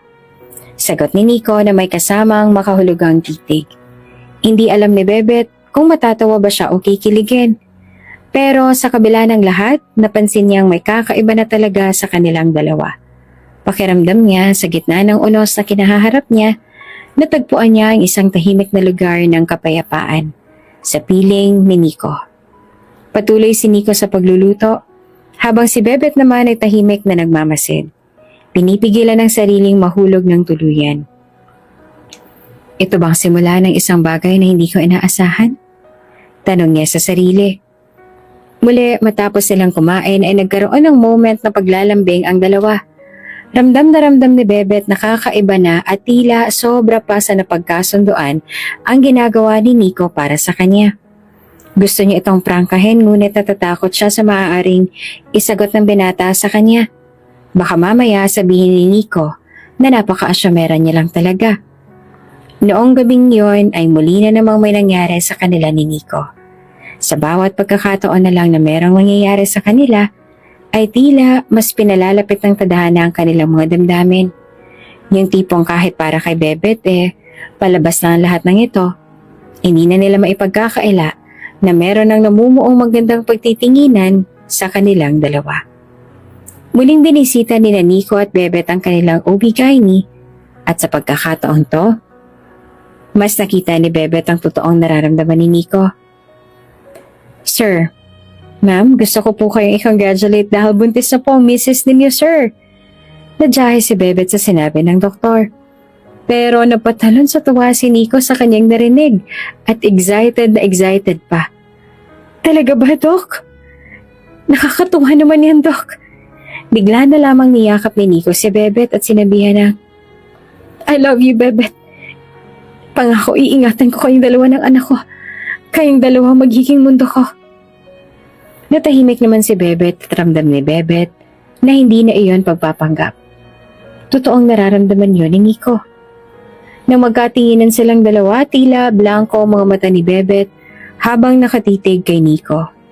Si Nico naman ay animoy nanalo sa loto dahil sa tuwa at kislap ng kanyang mga mata. Sa wakas, matapos ng ilang linggo ng pag-aalala at pag-asa, kumpirmado na, buntis na si Bebet. Isang hindi maipaliwanag na kasiyahan ang bumalot kay Nico nang makita niyang mga resulta ng check-up. Parang naglaho lahat ng kanyang pagdududa at kaba. Hindi siya napigilang yakapin si Bebet ng mahigpit habang paulit-ulit na sinasabi, "Salamat, Bebet. Salamat." Hindi pa rin lubos maunawaan ni Bebet kung bakit gano'n na lamang ang galak ni Nico. Ngunit sa kabila ng pag-aalinlangan sa kanyang puso, unti-unti na rin niyang tinanggap ang sitwasyon. Para sa kanya, ito na ang simula ng isang bagong kabanata. Isang buhay na hindi niya inakalang magiging ganito ang kasalimuot. Ngunit sa kabila ng lahat, puno rin ng saya. Isang Sabado, nagpasya silang mamili ng mga gamit para sa magiging baby nila. Sa isang malaking department store, walang tigil ang pagturo ni Nico sa iba't ibang mga bagay. "Bebet, ito kaya? Cute ng kulay, ano?" sabi niya habang hawak ang isang pastel blue na onesie. Baka naman babae ang baby natin," tugon ni Bebet at bahagyang nakangiti. "Kung babae man, di bibili rin tayo ng pink. Lahat na para sigurado," sagot ni Nico, na tila isang batang natuwang-tuwa. Hindi naman maitatanggi ni Bebet ang kasiyahan sa kanyang puso habang pinagmamasdan si Nico. Napapaisip siya kung ang pagmamalasakit ba nito ay totoo o bahagi lamang ng kanilang kasunduan. Ngunit sa tuwing tititigan niya ang mga mata ni Nico, tila nawawala ang kanyang pag-aalinlangan. Alin ang mas maganda? Ito bang crib na may design o itong simple lang? Tanong ni Nico habang tinutulungan siya ni Bebet na pumili. "Simple lang, mas gusto ko yung walang masyadong arte." "Basta ikaw," sagot naman ni Nico sabay ngiti na tila kayang tunawin ang lahat ng takot ni Bebet. Ilang araw matapos ang pamimili, niyaya naman ni Nico si Bebet na tumira sa kanyang condo unit. "Para mas maalagaan kita ng mabuti," sabi pa nito ng seryoso. "Nico, sigurado ka ba? Baka naman." "Bebet, para sa baby natin to. Gusto kong siguraduhin na komportable ka at maalagaan kita ng mabuti." Putol pa ni Nico sa kanyang sasabihin. Wala na nga nagawa si Bebet kundi ang pumayag. Sa unay nahihiya pa siyang tumira roon. Ngunit naging abala si Nico sa pagpaparamdam na parang totoo silang mag-asawa. Araw-araw siyang nagluluto ng masusustansyang pagkain para kay Bebet. Tuwing gabi bago sila matulog, sinisigurado niyang maayos ang lahat ng gamit ni Bebet. Kahit pa sobrang busy ni Nico sa kanyang opisina, ay talagang nagagawa niya pa rin ang paraan ng mga pangangailangan ni Bebet. Concern lagi si Nico sa lahat ng cravings ni Bebet. Kahit busy siya sa opisina, ay nagagawa niya talaga ng panahon ang pagpo-provide sa cravings ni Bebet. Minsay, inuwian niya pa talaga si Bebet para lang malaman ang mga cravings nito. Nahihiya na nga minsan si Bebet kay Nico pero ayaw naman ni Nico na hindi siya mag-inform sa binata kung anong mga kailangan niya.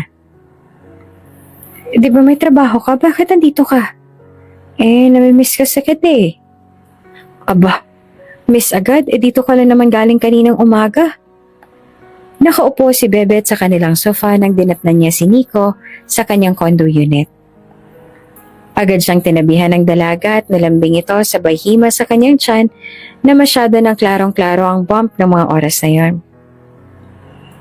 "Baby, kamusta ka na dyan sa tummy ni Mommy? Huwag mong masyadong pahirapan si Mommy, ha?" Napangiti pa si Bebet sa ginawa ni Nico. "Bet, cravings mo, ano? Anong gusto mo ngayon?" Tanong ni Nico isang tanghali habang nakahiga sila sa sofa. "Parang gusto ko ng manggang hilaw. Pero yung may bagoong madali lang yan." Agad na tumayo si Nico at lumabas para bumili. Halos isang oras ang lumipas bago siya nakabalik. Dalang hinihingi ni Bebet at higit pa. "Grabe ka naman, Nico. Akala mo ba araw-araw akong gugutumin? Sobrang dami naman ito." Natatawang sabi pa ni Bebet.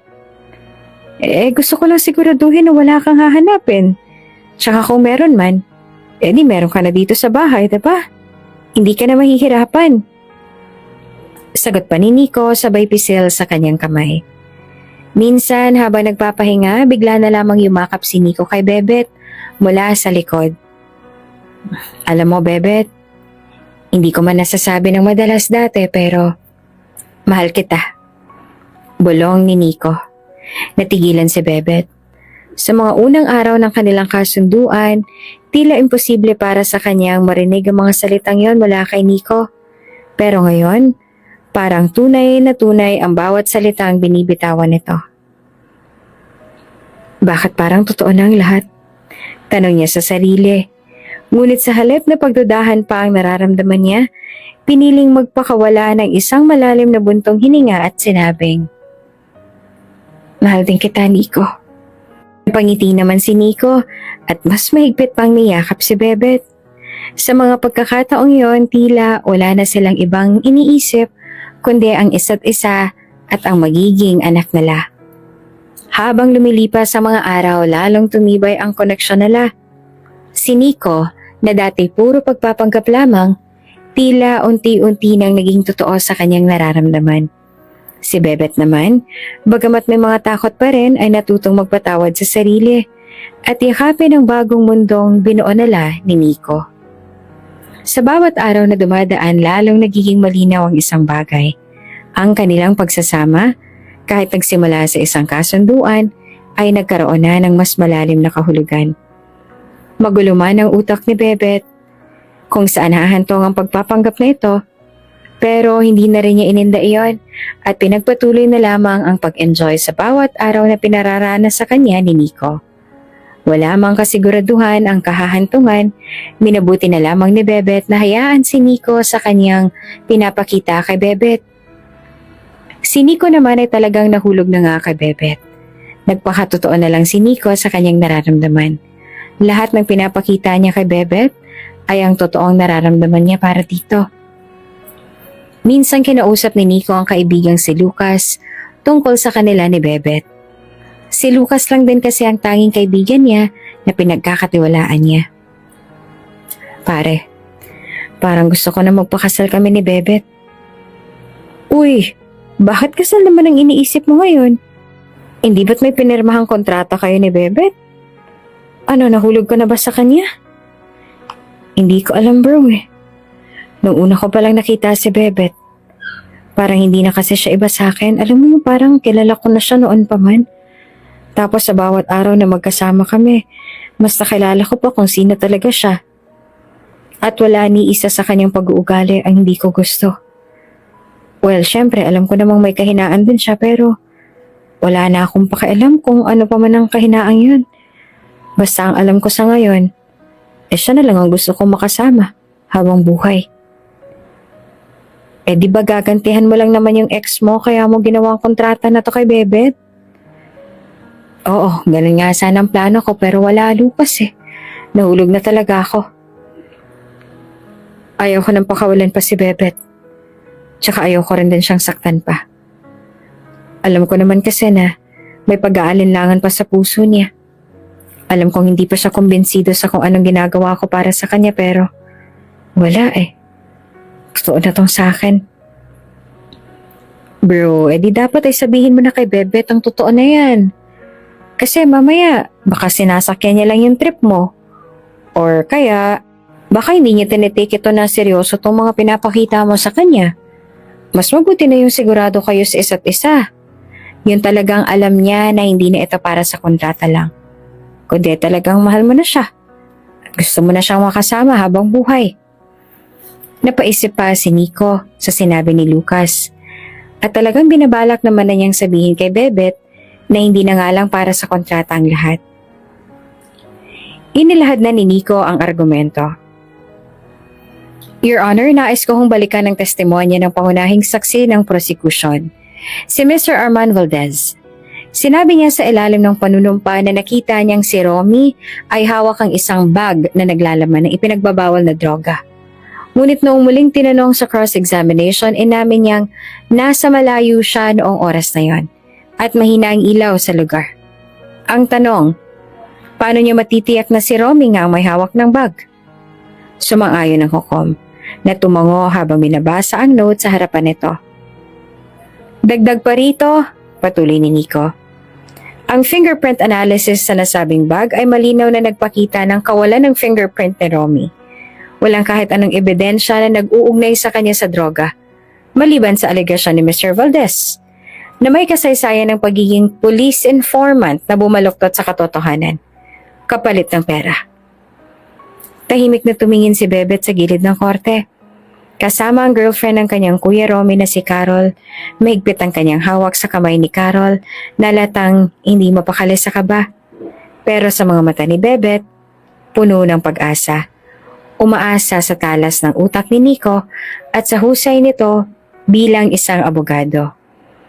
Hindi rin nakaligtas sa atensyon ni Nico ang CCTV footage na ipinakita ng prosekusyon bilang ebidensya. Ang footage na ito ay malabo at hindi malinaw na naipapakita si Romy. Ngunit mas mahalaga, ayon sa chain of custody na isinumite ng pulisya, nawawalang ilang oras ang footages mula sa nasabing video. Paano naman natin to paniniwalaan kung malinaw na may mga puwang sa ebidensya nila? Napatingin ang prosekusyon sa isa't isa. Ang kanilang argumento ay tila nagsimula ng mabuwag, tulad ng isang gusaling nawawalan ng pundasyon.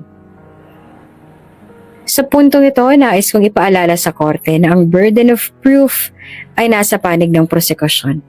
At hanggang ngayon, wala silang naipapakitang matibay na ebidensya na magpapatunay na si Romy Santos ay nagkasala. Idinagdag pa ni Nico. Your Honor, mga miyembro ng hurado. Muli nagsalita si Nico sa kanyang closing argument. Ang hustisya ay hindi lamang tungkol sa pagpaparusa. Ito ay tungkol sa paghahanap ng katotohanan at pagprotekta sa mga inosenteng tao mula sa maling paratang. Si Romy Santos ay isang ama, isang kapatid at isang anak. Nararapat lamang na siya'y mapalaya mula sa kawalang katarungang ito. Tumigil siya sandali at hinayaan ang bigat ng kanyang salita na umalingaw-ngaw sa buong silid. Hinihiling ko ho sa inyo na timbangin ang ebidensya ng patas at walang pinapanigan. Huwag nating hayaan na ang buhay ng isang tao ay masira dahil lamang sa kakulangan ng sapat na ebidensya. Umupo na si Nico pagkatapos ng kanyang huling pahayag at sa puntong yon, ramdam niya ang tensyon sa hangin. Matapos ang ilang oras ng deliberasyon, bumalik ang hurado sa kanilang pwesto. Tumayo ang lahat sa courtroom. Hawak ang hininga habang binabasa ng foreman ang hatol. Sa kaso ng People of the Philippines versus Romy Santos, panimula ng foreman. Ang hatol ng hurado ay not guilty. Parang nabunutan ng tinik ang lahat ng nasa panig ni Romy. Tumayo si Romy at halos hindi makapaniwala sa narinig. Napaiyak na nga si Bebet at niyakap pa si Carol ng mahigpit. Lumingon si Romy kay Nico. Puno ng pasasalamat ang kanyang mga mata at tumayo rin si Nico at mahigpit na tinapik si Romy sa balikat. Salamat, Attorney Nico. Nanginginig pang sabi ni Romy. Salamat sa pagbibigay mo sa akin ng pangalawang pagkakataon. Ngumiti naman si Nico. Ginawa ko lang ang tama, Ronnie. Sana sa pagkakataong to maipakita mong karapat-dapat ka sa kalayaan mo. Habang naglalakad palabas ng korte, lumapit si Bebet kay Nico. Hindi naman niya napigilan ng sarili at niyakap ito ng mahigpit. Maraming salamat. Bulong niya. Para kay Nico, ang yakap na iyon ay higit pa sa kahit anong gantimpala. Alam niyang hindi lamang niya na ipanalo ang kaso, na ipanalo niya rin ang tiwala ni Bebet.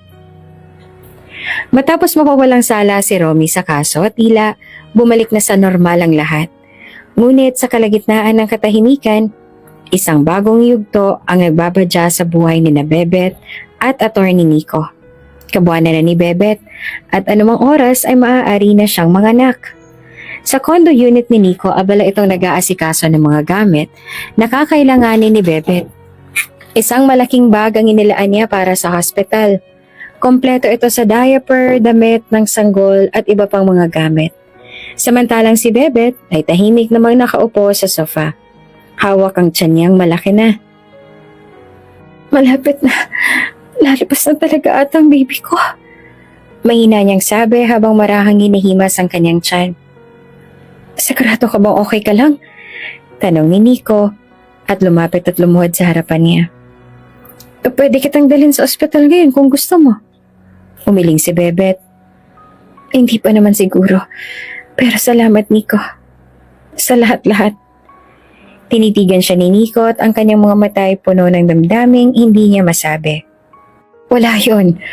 Huwag ka na mag-isip ng kung ano-ano, Bebet, okay? Mahal na mahal kita. Pati na rin ang lalabas nating baby. Para sa'yo at para sa baby natin. Gusto kong safe kayo ni baby dahil kayo lang ang meron ako. Kinagabihan, nagmadaling dinala ni Nico si Bebet sa ospital. Halos lumipad pa ang saksakyan nila habang sumisigaw si Bebet ng sakit sa likod ng kotse. Nico, bilisan mo! Sigaw ni Bebet.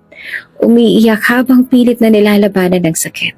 Nang makarating sila sa ospital, dinala agad si Bebet sa labor room. Ilang oras din ang pag-ire at iyakang lumipas bago marinig ang unang iyak ng kanilang sanggol. Isang malusog na baby boy ang isinilang at si Nico ang unang nakakita rito. Naiyak si Nico sa sobrang saya ng makita ang anak. Sir, here's your bouncing baby boy. Ang gwapo mo. Bulong niya habang marahang hinahaplos ang noo ng sanggol. Ilang sandali pa, dinala si Bebet sa kanyang silid kasama ang sanggol. Tahimik niyang pinagmasdan si Nico na buhat ang bata. Puno ng ngiti ang muka. Panay halik si Nico sa kanilang baby at kay Bebet na rin. Pero sa loob ni Bebet, may bigat na hindi niya kayang alisin. Makaraan ng ilang araw na upo si Bebet sa gilid ng kama habang pinapanood si Nico na nagliligpit ng mga gamit ng sanggol. Nico, mahina niyang tawag. Lumingon si Nico at kita ang saya sa mukha. Oh, ano yun? Alam mo, Bebet, naisip ko. Dapat hindi na first name basis ang tawagan natin. Babe na siguro? Diba? Maganda yung babe eh. Magpapasalamat sana ako. Nagsimula si Bebet, pilit na tinatago ang lungkot sa kanyang boses. Sa lahat ng ginawa mo, hindi lang para sa akin kundi pati na rin kay Romy at sa baby natin. Umupo si Nico sa tabi niya at inakbayan ng babaeng tinuturing niya ng girlfriend. Hindi ka na iba sa akin, babe. Pamilya na tayo ngayon, okay? Sandali, babe. Bakit parang ang bigat ang sinasabi mo? May problema ka ba? Pilit na ngumiti si Bebet. Tapos ang kasunduan natin, Nico. Alam kong ginawa mong lahat. Pero hindi ko kayang paniwalaan ang sinabi mong mahal mo ko. Ang daming dahilan para isipin kong natigilan siya at nanginginig ang boses. Baka awa lang ang nararamdaman mo para sa akin. Nanlaki ang mga mata ni Nico. Hindi totoo yan, babe. Mahal kita. At hindi yun dahil sa awa. Kung hindi dahil sa kung sino ka. Habang lumipas ang panahon, mas nakita ko kung sino ka, babe. Hindi na ito pagpapanggap ang ginawa ko sa'yo. Hindi mo ba ramdam ang pagmamahal ko sa'yo? Ngunit hindi na nakapigil pa si Bebet. Tumayo siya at lumapit sa pinto. Iiwan ko sa'yo ang anak natin. Mas mabuti kung ikaw mag-alaga sa kanya. Alam ko namang kaya mo siyang bigyan ng magandang buhay na hindi ko kayang ibigay. Bebet, wag mong gawin to. Pakiusap ni Nico. Ngunit mabilis nang umiling si Bebet. Pasensya na, Nico. Tapos na ang lahat sa atin. Umalis na lamang talaga si Bebet at hindi na nalingon pa si Nico at ang kanyang anak.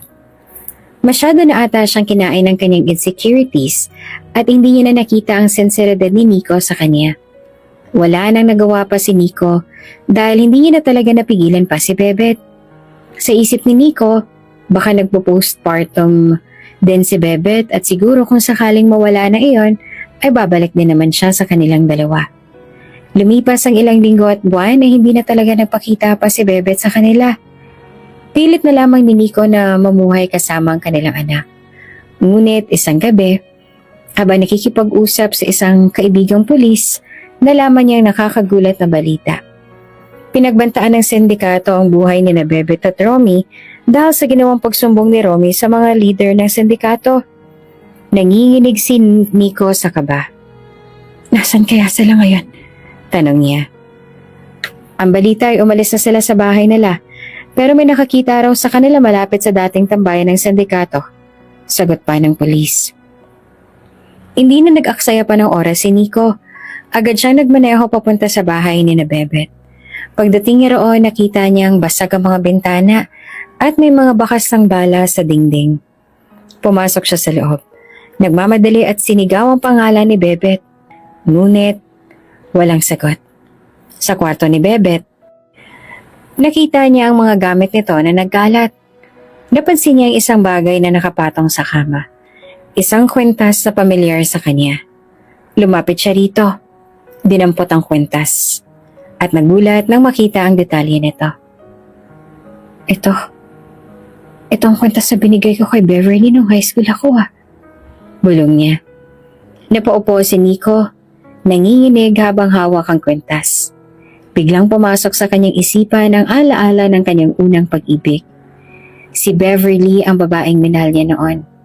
At si Bebet ay iisa. Naiyak siya sa kanyang natuklasan. Bebet, bulong niya. Ikaw pala. Hindi na nag-aksaya ng panahon si Nico.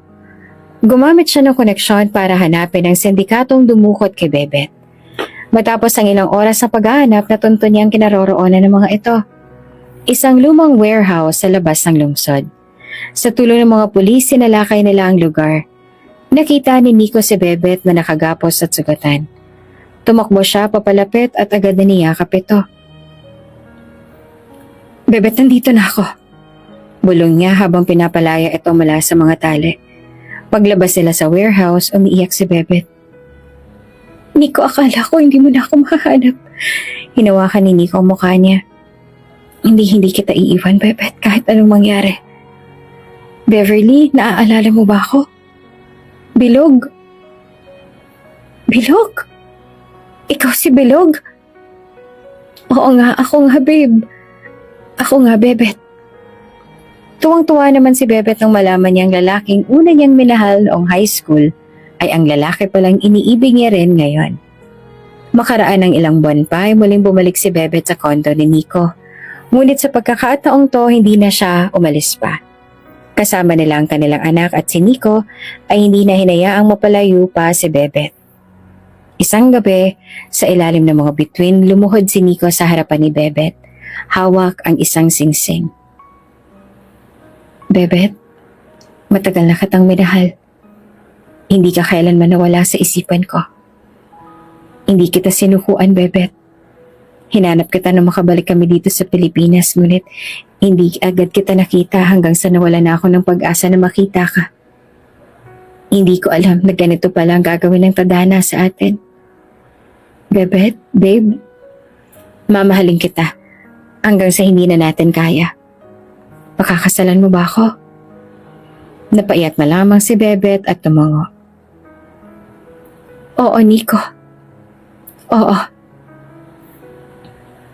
Ang kwento ng pag-ibig ni Nico at Bebet ay nagturo sa atin ng misteryo ng pag-ibig. Ang tunay na pag-ibig ay maghahanap ng paraan para tuluyang maramdaman ng bawat isa ang kapangyarihan ng totoong pag-ibig. Kung bago ka pa lang sa channel na ito, Ate Jane TV, huwag kalimutang pindutin ang notification bell and subscribe button. Sana po hindi naman malaking abala sa inyo ang pagpindot ng subscribe button dahil ang kapalit po nito ay ang pagsuporta para makapag-produce ng mga libreng stories sa mga channels ni Ate Jane. Maraming salamat! Papayag akong hawakan ang kaso ng kuya mo, pero sa isang kondisyon.